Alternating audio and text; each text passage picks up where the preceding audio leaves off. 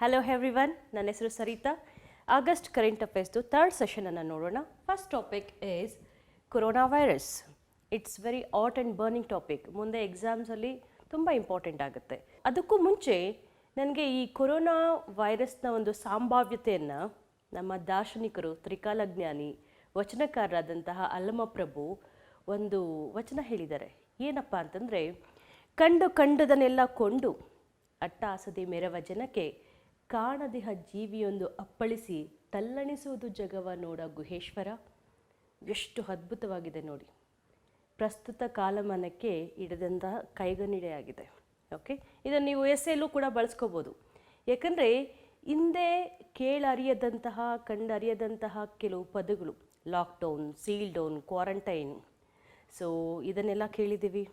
Okay, ಅಷ್ಟೇ ಅಲ್ಲ, so ಜನ ಬೆಡ್ ಇಲ್ಲದೆ, ರೆಮಿಡಿಸಿವಿಯರ್ ಇಲ್ಲದೆ, ICU ಇಲ್ಲದೆ, ಓಕೆ, ಸೊ ಅಷ್ಟೇ ಅಲ್ಲದೆ ಆಕ್ಸಿಜನ್ ಇಲ್ಲದೆ, ಸೊ ರಸ್ತೆಗಳಲ್ಲಿ ಉದುರಿ ಸತ್ತಿರೋದನ್ನು ನೋಡಿದ್ದೇವೆ.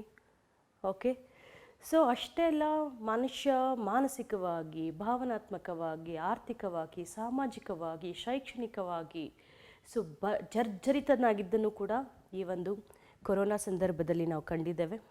ಓಕೆ, ಸೊ ಎನಿವೆ ಇದ್ರದ್ದು ಒಂದು ಸ್ವಲ್ಪ ಡೇಟಾ, ಕೊರೋನಾ ಬಗ್ಗೆ ಕೆಲವು ಫ್ಯಾಕ್ಟ್ಸ್ ತಿಳ್ಕೊಬೇಕಾಗುತ್ತೆ, ಕೆಲವು ಡೇಟಾ ತಿಳ್ಕೊಬೇಕಾಗತ್ತೆ.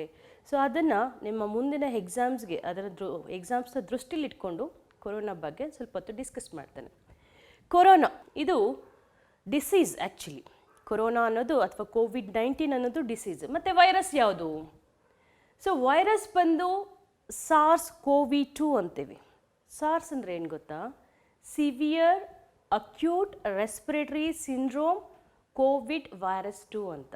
ಇದು ಯಾರಿಗೂ ಗೊತ್ತಿರಲ್ಲ, ಇದು scientific. Okay, scientific name. Virus ಏನಪ್ಪ ಅಂತಂದರೆ SARS-CoV-2. SARS-CoV-2 severe acute respiratory syndrome. Severe acute respiratory syndrome Covid virus ಅಥವಾ ಕೊರೋನಾ ವೈರಸ್ 2. ಸೊ ಮರ್ಸ್ ಅಂತ ಕೇಳಿದ್ದೀರಾ? ಆಲ್ಮೋಸ್ಟ್ 2002-03 ಮರ್ಸ್ ಅಂತಂದರೆ middle East respiratory syndrome, so ಅದು ಬಂದಿತ್ತು. ಮತ್ತು ಸಾರ್ಸ್ ಬಂದಿತ್ತು. ಸಾರ್ಸ್ ಅಂದರೆ severe acute respiratory syndrome. Okay, ಈಗ ಇರೋದು SARS-CoV-2 ಅಂದರೆ ಕೊರೋನಾ ವೈರಸ್ 2 ಅಂತ. ಓಕೆ, ಸೊ ಕೊರೋನಾ ವೈರಸ್ಗಳಲ್ಲಿ ಸಾಮಾನ್ಯ 2 ಟೈಪ್ ಇರುತ್ತೆ. ಓಕೆ, ಸೊ ಒಂದು DNA ವೈರಸ್, ಇನ್ನೊಂದು RNA ವೈರಸ್. ಡಿಫ್ರೆನ್ಸ್ ಏನು ಗೊತ್ತೇ ಇರುತ್ತೆ ನಿಮಗೆ, DNA-ಗೂ RNA-ಗೂ. DNA ಬಂದು double helical structure. Okay, so RNA ಬಂದು ಸಿಂಗಲ್ ಹೆಲಿಕಲ್ ಸ್ಟ್ರಕ್ಚರು. ಸೊ 2 ಎಳೆಗಳಿರುತ್ತೆ DNA ಅಂತಂದರೆ. ಯಾರು ಇದನ್ನು ಡಿಸ್ಕವರ್ ಮಾಡಿದವರು? DNA ಅಂದರೆ ಏನು? Deoxy ribo nucleic acid. So ಇದನ್ನು ಸಂಶೋಧನೆ ಮಾಡಿದವ್ರು ಯಾರು? ಕಂಡುಹಿಡಿದವ್ರು ಯಾರು? Watson and Crick. ಸೊ ಇವರು DNA ಪತ್ತೆ ಹಚ್ಚಿದವರು, ಇಂಪಾರ್ಟೆಂಟ್. ಓಕೆ, ಸೊ ವೈರಸ್ಗಳಲ್ಲಿ 2 ಟೈಪ್ಸ್ ಇರುತ್ತೆ. ಒಂದು DNA ವೈರಸ್, ಇನ್ನೊಂದು RNA ವೈರಸ್. ಓಕೆ, ಈ ಕೊರೋನಾ ವೈರಸ್ ಅನ್ನೋದು it is RNA virus. Okay, important. ಯಾವ ವೈರಸ್ ಅಂತ ಕೇಳಿಬಿಡ್ತಾನೆ, RNA ವೈರಸ್, ರೈಟ್? ಸೊ ಈ ಕೊರೋನಾ ವೈರಸನ್ನು ನಾವು ಅದರ ಒಂದು ವ್ಯಾಕ್ಸಿನ್ಸ್ನ ನೋಡೋಣ, ಅದರ ತಳಿಗಳನ್ನು ನೋಡೋಣ.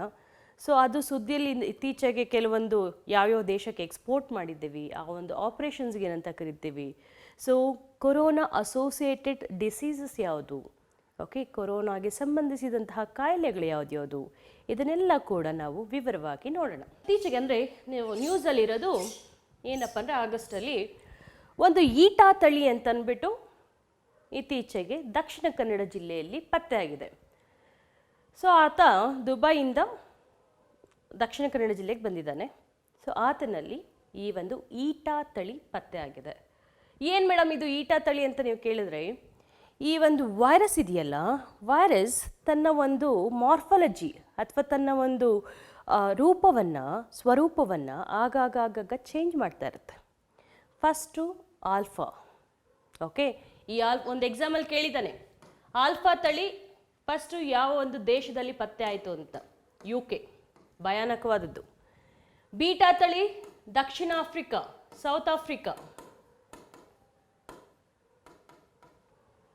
ಗಾಮಾ ತಳಿ ಬ್ರೆಜಿಲ್. ಸೊ ಡೆಲ್ಟಾ ತಳಿ ಬಂದು ಇಂಡಿಯಾ. ಕ್ವಶನ್ ಹಿಂಗೂ ಕೇಳ್ಬೋದು, ಇಂಡಿಯಾದಲ್ಲಿ ಮೊಟ್ಟ ಮೊದಲ ಬಾರಿಗೆ ಅಂದರೆ ಕೆಳಗಿನ ಯಾವ ತಳಿ ಭಾರತದಲ್ಲಿ ಉಗಮಗೊಂಡಂತಹ ತಳಿಯಾಗಿದೆ ಅಂತ, ಭಾರತದಲ್ಲಿ ರೂಪುಗೊಂಡಂತಹ ತಳಿಯಾಗಿದೆ ಅಂತ. That is delta. Okay, delta ತಳಿ ಅಂದರೆ ಈ ಒಂದು ಕೊರೋನಾ ವೈರಸ್ ಏನಿದೆಯಲ್ಲ ತನ್ನ ರೂಪವನ್ನು ಬದಲಿಸ್ತಾ ಹೋಗ್ತಾ ಇದೆ. ಓಕೆ, ಸೊ ಇದನ್ನು ನಾವು ವೇರಿಯಂಟ್ಸ್ ಅಂತ ಕರಿತೀವಿ, ಕೊರೋನಾ ವೈರಸ್ ವೇರಿಯಂಟ್ಸ್ ಅಂತ. ಓಕೆ, ಸೊ ಫಸ್ಟ್ ಆಲ್ಫಾ ಅಂತ ಬಂತು. ಆಲ್ಫಾ ಯಾವ ದೇಶದಲ್ಲಿ ಉಗಮಗೊಳ್ತು ಅಂತಂದರೆ, ಯಾವ ದೇಶದಲ್ಲಿ ಫಸ್ಟ್ ಉಟ್ಕೊಳ್ತು ಅಂತಂದರೆ UK ಅಲ್ಲಿ. ಅದಾದ ನಂತರ ಬೀಟಾ ಎಲ್ಲಿ ಅಂತಂದರೆ ಸೌತ್ ಆಫ್ರಿಕಾದಲ್ಲಿ. ಸೊ ನೆಕ್ಸ್ಟ್ ಗಾಮಾ ಬ್ರೆಜಿಲ್ ದೇಶದಲ್ಲಿ ಉಟ್ಕೊಳ್ತು. ಡೆಲ್ಟಾ ತಳಿ ಬಂದು ನಮ್ಮ ಭಾರತದಲ್ಲಿ ಅದರ ಒಂದು ಜನ್ಮ ತಾಳ್ತು. ಓಕೆ, ಸೊ ಈಟಾ ತಳಿ ಅನ್ನೋದು ಇತ್ತೀಚೆಗೆ ಮಂಗಳೂರಲ್ಲಿ ಪತ್ತೆ ಆಯಿತು. ಓಕೆ, ಏನಕ್ಕೆ ಅಂದರೆ ದುಬೈಯಿಂದ ಆತ ಬಂದಿದ್ದ. ಸೊ ಅವನಲ್ಲಿ ಈ ಒಂದು ಈಟಾ ತಳಿ ಒಂದು ಪತ್ತೆ ಆಗಿದೆ. ಒಂದು ಎಕ್ಸಾಮಲ್ಲಿ last CRPF I guess. Okay, ಈ ಕಡೆ ತಳಿಗಳನ್ನು ಕೇಳಿದ್ದಾನೆ, ಈ ಕಡೆ ದೇಶಗಳ ಒಂದು ಮೂಲ ಅಂತ ಕೇಳಿದ್ದಾನೆ. ಯಾವ ದೇಶದಲ್ಲಿ ಫಸ್ಟ್ ಅದು ಆರಿಜಿನ್ ಆಯಿತು, ಉಗಮಗೊಳ್ತು ಅಂತ. ಸೊ ಅದಕ್ಕೆ ನೀವು ಇದನ್ನು ನೋಡ್ಕೋಬೇಕಾಗತ್ತೆ. ಸೊ ಅಪಾರ್ಟ್ ಫ್ರಮ್ ದಿಸ್ ವ್ಯಾಕ್ಸಿನ್ಸನ್ನು ನೋಡೋಣ. Very very important vaccines. So vaccines ಏನಪ್ಪ ಅಂತಂದರೆ ಭಾರತದಲ್ಲಿ ಯಾವ್ಯಾವ ಲಸಿಕೆಗಳನ್ನು, ಕೊರೋನಾ ಲಸಿಕೆಗಳನ್ನು ಭಾರತದಲ್ಲಿ ಅನುಮೋದನೆಗೊಂಡಿವೆ ಅಂತ ಅಂದ್ಬಿಟ್ಟು, ಯಾವ್ಯಾವ ಲಸಿಕೆಗಳಿಗೆ ಸೊ ಈ ಒಂದು ಸರ್ಕಾರದಿಂದ ಆ ಒಂದು ಲಸಿಕೆಗಳು ಅನುಮೋದನೆ ಪಡೆದಿದೆ ಅಂತ. ಫಸ್ಟ್ ಒನ್ ನಿಮಗೆಲ್ಲರಿಗೂ ಗೊತ್ತಿದೆ, ಕೋವಿಶೀಲ್ಡ್. ಸೊ ಆಸ್ಟ್ರಾಜೆನ್ಕಾ. ಓಕೆ, ಈಗ ಕೋವಿಶೀಲ್ಡ್ ಮತ್ತೆ ನ್ಯೂಸಲ್ಲಿದೆ. ಏನಂದರೆ ವಿಪರ್ಯಾಸ ಏನಂದರೆ ಈ ಕೋವಿಶೀಲ್ಡ್ ವ್ಯಾಕ್ಸಿನನ್ನು ನಾವು UKಗೆ ಎಕ್ಸ್ಪೋರ್ಟ್ ಮಾಡಿದ್ದೀವ್ರಿ. ಸೊ ಅದನ್ನು ತಗೊಂಡಿದ್ದಾರೆ ಅವರು. ಈಗ ನಮ್ಮ ಭಾರತೀಯರು ಅಲ್ಲಿಗೆ ಹೋದರೆ ನಾವು ಕೋವಿಶೀಲ್ಡ್ ವ್ಯಾಕ್ಸಿನ್ ಹಾಕ್ಸ್ಕೊಂಡಿದ್ದೀವಿ ಅಂತಂದರೆ ಅದನ್ನು ಅವರು ಗಣನೆಗೆ ತಗೋತಾ ಇಲ್ಲ, ಅದನ್ನು ನಮ್ಮ ಕೋವಿಶೀಲ್ಡ್ ವ್ಯಾಕ್ಸಿನನ್ನು ಮಾನ್ಯತೆ ಮಾಡ್ತಿಲ್ಲ. ಸೊ ಹಾಗಾಗಿ ಭಾರತ ಇದಕ್ಕೆ ತನ್ನ ಒಂದು ವ್ಯತಿರಿಕ್ತವಾದಂತಹ ಅಭಿಪ್ರಾಯವನ್ನು ವ್ಯಕ್ತಪಡಿಸಿ ಹೇಳ್ತಿದೆ, ಏನಿದು ನೀವು ಮಾಡ್ತಿರೋದು? ಸೊ ನಮ್ಮ ಹತ್ರನೇ ನೀವು ಕೋವಿಶೀಲ್ಡ್ ವ್ಯಾಕ್ಸಿನ್ಸ್ ತರಿಸ್ಕೊಂಡಿದ್ದೀರಾ, ಈಗ ಕೋವಿಶೀಲ್ಡ್ ತೊಗೊಂಡಿರೋರನ್ನ ಮಾನ್ಯ ಮಾಡ್ತಾ ಇಲ್ಲ, ಇದರರ್ಥ ಏನು ಅಂತ. Okay, so anyway AstraZeneca company. Okay, so UK Swedish company ಅಸೋಸಿಯೇಷನಲ್ಲಿ ಆಸ್ಟ್ರಾಜೆನ್ಕಾ ಮ್ಯಾನುಫ್ಯಾಕ್ಚರ್ ಮಾಡಿರುವಂತಹ ಕೋವಿಶೀಲ್ಡ್. ನೆಕ್ಸ್ಟು ನಿಮಗೆ ಗೊತ್ತೇ ಇದೆ ಇಂಡಿಜಿನಸ್ ಕೋವ್ಯಾಕ್ಸಿನ್. ಇಂಡಿಜಿನಸ್ ಅಂತಂದರೆ ದೇಶೀಯವಾಗಿ ಉತ್ಪಾದಿಸಿರುವಂತಹ ಈ ಒಂದು ಕೋವ್ಯಾಕ್ಸಿನ್ ಗೊತ್ತಿದೆ, ಭಾರತ್ ಬಯೋಟೆಕ್, ಹೈದ್ರಾಬಾದಲ್ಲಿರುವಂತಹ ಭಾರತ್ ಬಯೋಟೆಕ್. ಸರಿನಾ? Next Sputnik. ಸ್ಪುಟ್ನಿಕ್ ಯಾವ ದೇಶದಿಂದ ತಗೊಂಡಿದ್ದೀವಿ ನಾವು? ಸ್ಪುಟ್ನಿಕ್ಕನ್ನು ನಾವು ರಷ್ಯಾದಿಂದ ತಗೊಂಡಿದ್ದೀವಿ, ರೈಟ್? ಸೊ ನೆಕ್ಸ್ಟ್ ಬಂದು ಮೊಡೆರ್ನಾ.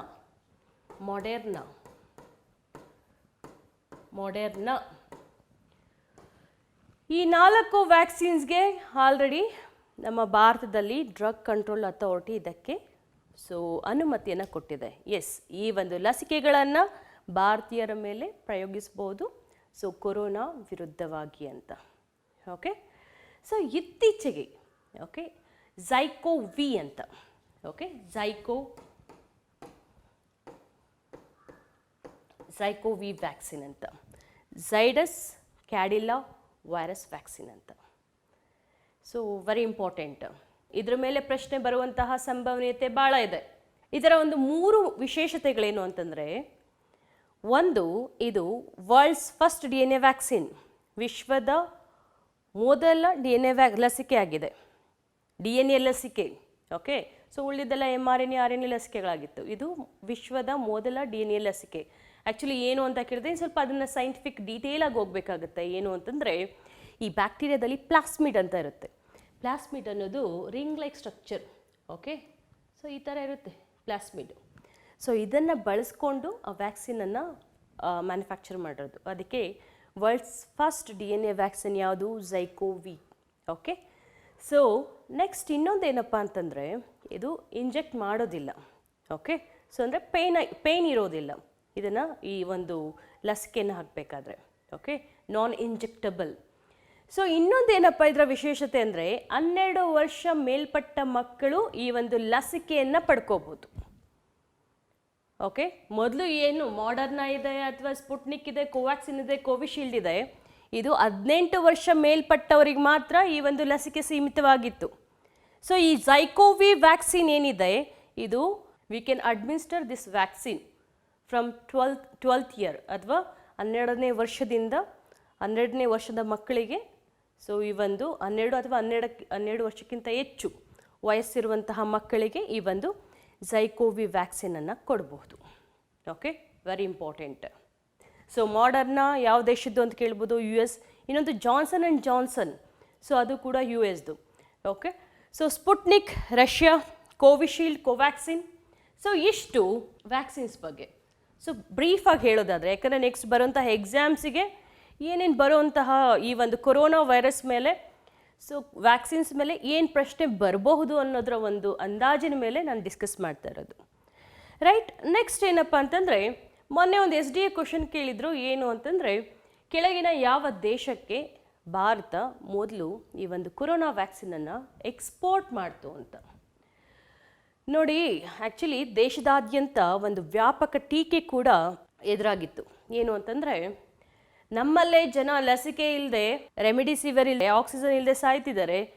ಸೊ ಭಾರತದ ಉದಾರ ನೀತಿ ಏನಿದು, ತೊಗೊಂಡೋಗಿ ಇರೋಂಥ ಮ್ಯಾನುಫ್ಯಾಕ್ಚರ್ ಮಾಡ್ತಿರುವಂತಹ ಲಸಿಕೆಗಳನ್ನು ಬೇರೆ ದೇಶಕ್ಕೆ ರಫ್ತು ಮಾಡ್ತಿದ್ದೀರಾ ಅಂತ ಅಂದ್ಬಿಟ್ಟು ಕೆಲವರು ಟೀಕಾ ಪ್ರಹಾರವನ್ನು ಮಾಡಿದ್ರು. ಸೊ ಆದರೆ ನಮ್ಮದು ವಸುದೈವ ಕುಟುಂಬಕಂ ಅನ್ನುವಂತಹ ತತ್ವದ ಆಧಾರದ ಮೇಲೆ ನಿಂತಿರುವಂತಹ ದೇಶ. ಓಕೆ, ನಮ್ಮ ವಿದೇಶಿ ನೀತಿ ಕೂಡ ಸೊ ಇಂತಹ ಒಂದು ಪರಸ್ಪರ ಮೈತ್ರಿ, ಪರಸ್ಪರ ಬಾಂಧವ್ಯದಿಂದ, ವಿದೇಶಗಳೊಂದಿಗೆ ಪರಸ್ಪರ ಮೈತ್ರಿ ಮತ್ತು ಬಾಂಧವ್ಯದಿಂದ ಹೊಂದಿರುವಂತಹ ಒಂದು ನಾಡು. ಸೊ ಹಾಗಾಗಿ ಈ ಒಂದು ವಸುದೈವ ಕುಟುಂಬಕಂ, ಎಲ್ಲರೂ ಕೂಡ ಸೊ ಎಲ್ಲರೂ ನಮ್ಮವರೇ ಅನ್ನುವಂತಹ ಒಂದು ತತ್ವದ ಆಧಾರದ ಮೇರೆಗೆ ಈ ಒಂದು ಲಸಿಕೆಯನ್ನು ಎಕ್ಸ್ಪೋರ್ಟ್ ಮಾಡ್ತಿದ್ದೀವಿ. ಓಕೆ ಅಂತ ಸಮಜಾಯಿಷಿ ಕೊಟ್ಟಿತ್ತು ಕೇಂದ್ರ ಸರ್ಕಾರ. ಕೋವ್ಯಾಕ್ಸಿನ್, ಕೋವಿಶೀಲ್ಡ್ ಲಸಿಕೆಯನ್ನು ಫಸ್ಟ್ ನಾವು ಎಕ್ಸ್ಪೋರ್ಟ್ ಮಾಡಿದ್ದು ಬಾಂಗ್ಲಾದೇಶ್ಗೆ. ಸೆಕೆಂಡ್ ದೇಶ ಯಾವುದು ಅಂತಂದರೆ ಮಯನ್ಮಾರ್, ಥರ್ಡ್ ದೇಶ ಯಾವುದು ಅಂತಂದರೆ ನೇಪಾಳ್. ರೈಟ್, ಸೊ ಅದ್ರ ಜೊತೆಗೆ ಕೆಲವು ಆಪರೇಷನ್ಸ್ ಅಂತ ಕಾರ್ಯಾಚರಣೆಗಳನ್ನು ಕೂಡ ಇಲ್ಲೇ ಹೇಳ್ಬಿಡ್ತೀನಿ ನೋಡಿ. ಏನಪ್ಪ ಅಂತಂದರೆ, ಆ ಕಾರ್ಯಾಚರಣೆಗಳು ಯಾವ್ಯಾವು ಅಂತಂದರೆ, ಒಂದೇ ಭಾರತ್ ಮಿಷನ್. ಓಕೆ, ಒಂದೇ ಭಾರತ್ ಮಿಷನ್ ಅಂತಂದ್ರೆ ಏನು ಅಂದರೆ, ಈ ಕೊರೋನಾ ಸಾಂಕ್ರಾಮಿಕ, ಕೊರೋನಾ ಪ್ಯಾಂಡಮಿಕ್ಕಿಂದ ಸೊ ಬೇರೆ ದೇಶದಲ್ಲಿರುವಂತಹ ಭಾರತೀಯರು ಸೊ ಬಹಳ ಕಸಿವಿಸಿಗೆ ಒಳಗಾಗಿದ್ದರು, ಬಹಳ ಒಂದು ಸಂಕಷ್ಟಕ್ಕೆ ಒಳಗಾಗಿದ್ದರು. ಸೊ ಅವರನ್ನು ಸುರಕ್ಷಿತವಾಗಿ ಆ ದೇಶದಿಂದ ಅವರನ್ನು ಭಾರತಕ್ಕೆ ಕರೆತರುವಂತಹ ಒಂದು ಯೋಜನೆ ಈ ಒಂದು Vande Bharat mission. Right, so ಬೇರೆ ದೇಶಗಳಲ್ಲಿ ಸಿಲುಕೊಂಡಿರುವಂತಹ ಭಾರತೀಯರನ್ನು ಈ ಒಂದು ಕೊರೋನಾ ಸಾಂಕ್ರಾಮಿಕ ಸಂದರ್ಭದಲ್ಲಿ ಅವರನ್ನು ಸುರಕ್ಷಿತವಾಗಿ ಭಾರತಕ್ಕೆ ಕರೆತರುವಂತಹ ಒಂದು ಯೋಜನೆ ವಂದೇ ಭಾರತ್. ಅದೇ ಥರ ಸೇತು ಭಾರತಂ ಅಂದರೆ ಸೇಮ್ ಇಲ್ಲಿ ನೌಕಾನೆಲೆ. ಓಕೆ, ಸೊ ನೌಕಾನೆಲೆ ಏನು ಮಾಡುತ್ತೆ ಅಂತಂದರೆ, ನೌಕಾದಳ ಸೊ ಬೇರೆ ಒಂದು ಓವರ್ಸೀಸ್ ಸಿಟಿಸನ್ಸ್ ಅಂತ ಕರಿತೀವಿ, ಸಾಗರೋತ್ತರ ಭಾರತೀಯರು, ಅವರನ್ನು ಸುರಕ್ಷಿತವಾಗಿ ಭಾರತಕ್ಕೆ ಕರೆತಂದಿದ್ದು ಹಡಗುಗಳ ಮೂಲಕ. ಓಕೆ, ಸೇತು ಭಾರತಂ 2 ಅಂತ ಇದೆ. ಸೇತು ಭಾರತಂ 2 ಏನು ಹೇಳುತ್ತೆ ಅಂತಂದರೆ, ಈ ಒಂದು ಆಕ್ಸಿಜನ್ ಕೊರತೆ ನಮ್ಮಲ್ಲಿ ಯಥೇಚ್ಛವಾಗಿ ಕಾಡಿತ್ತು ಭಾರತಾದ್ಯಂತ. ಓಕೆ, ಸೊ ಈ ಆಕ್ಸಿಜನ್ ಕಂಟೈನರ್ಗಳನ್ನು ಬೇರೆ ದೇಶಗಳಿಂದ ಹಡಗುಗಳ ಮೂಲಕ ಭಾರತಕ್ಕೆ ಸಾಗಿಸುವಂತಹ ಒಂದು ಕಾರ್ಯಾಚರಣೆಗೆ ನಾವು ಸೇತು ಭಾರತಂ 2 ಅಂತ ಕರಿತೇವೆ. Okay, Vande Bharat, Setu Bharatam 1, Setu Bharatam 2. Okay, so ಕೊರೋನಾಗೆ ಸಂಬಂಧಿಸಿದಂತಹ ಆಪ್ರೇಷನ್ಸ್. ಮತ್ತು ಇನ್ನೊಂದೇನಿದೆ ಗೊತ್ತಾ, ವ್ಯಾಕ್ಸಿನ್ ಮೈತ್ರಿ ಅಂತ ಇದೆ.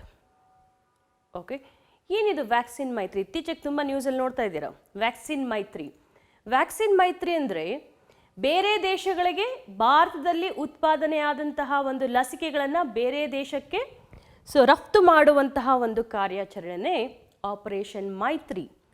ಓಕೆ, ವ್ಯಾಕ್ಸಿನ್ ಮೈತ್ರಿ. ಆಪರೇಷನ್ ಮೈತ್ರಿ ಬೇರೆ. ಆಪರೇಷನ್ ಮೈತ್ರಿ ಅಂದರೆ ಏನು ಗೊತ್ತಾ? ಸೊ ಈ ಒಂದು ನೇಪಾಳದಲ್ಲಿ ಒಂದು 4-5 ವರ್ಷಗಳ ಹಿಂದೆ ಭೂಕಂಪ ಆಗಿತ್ತು.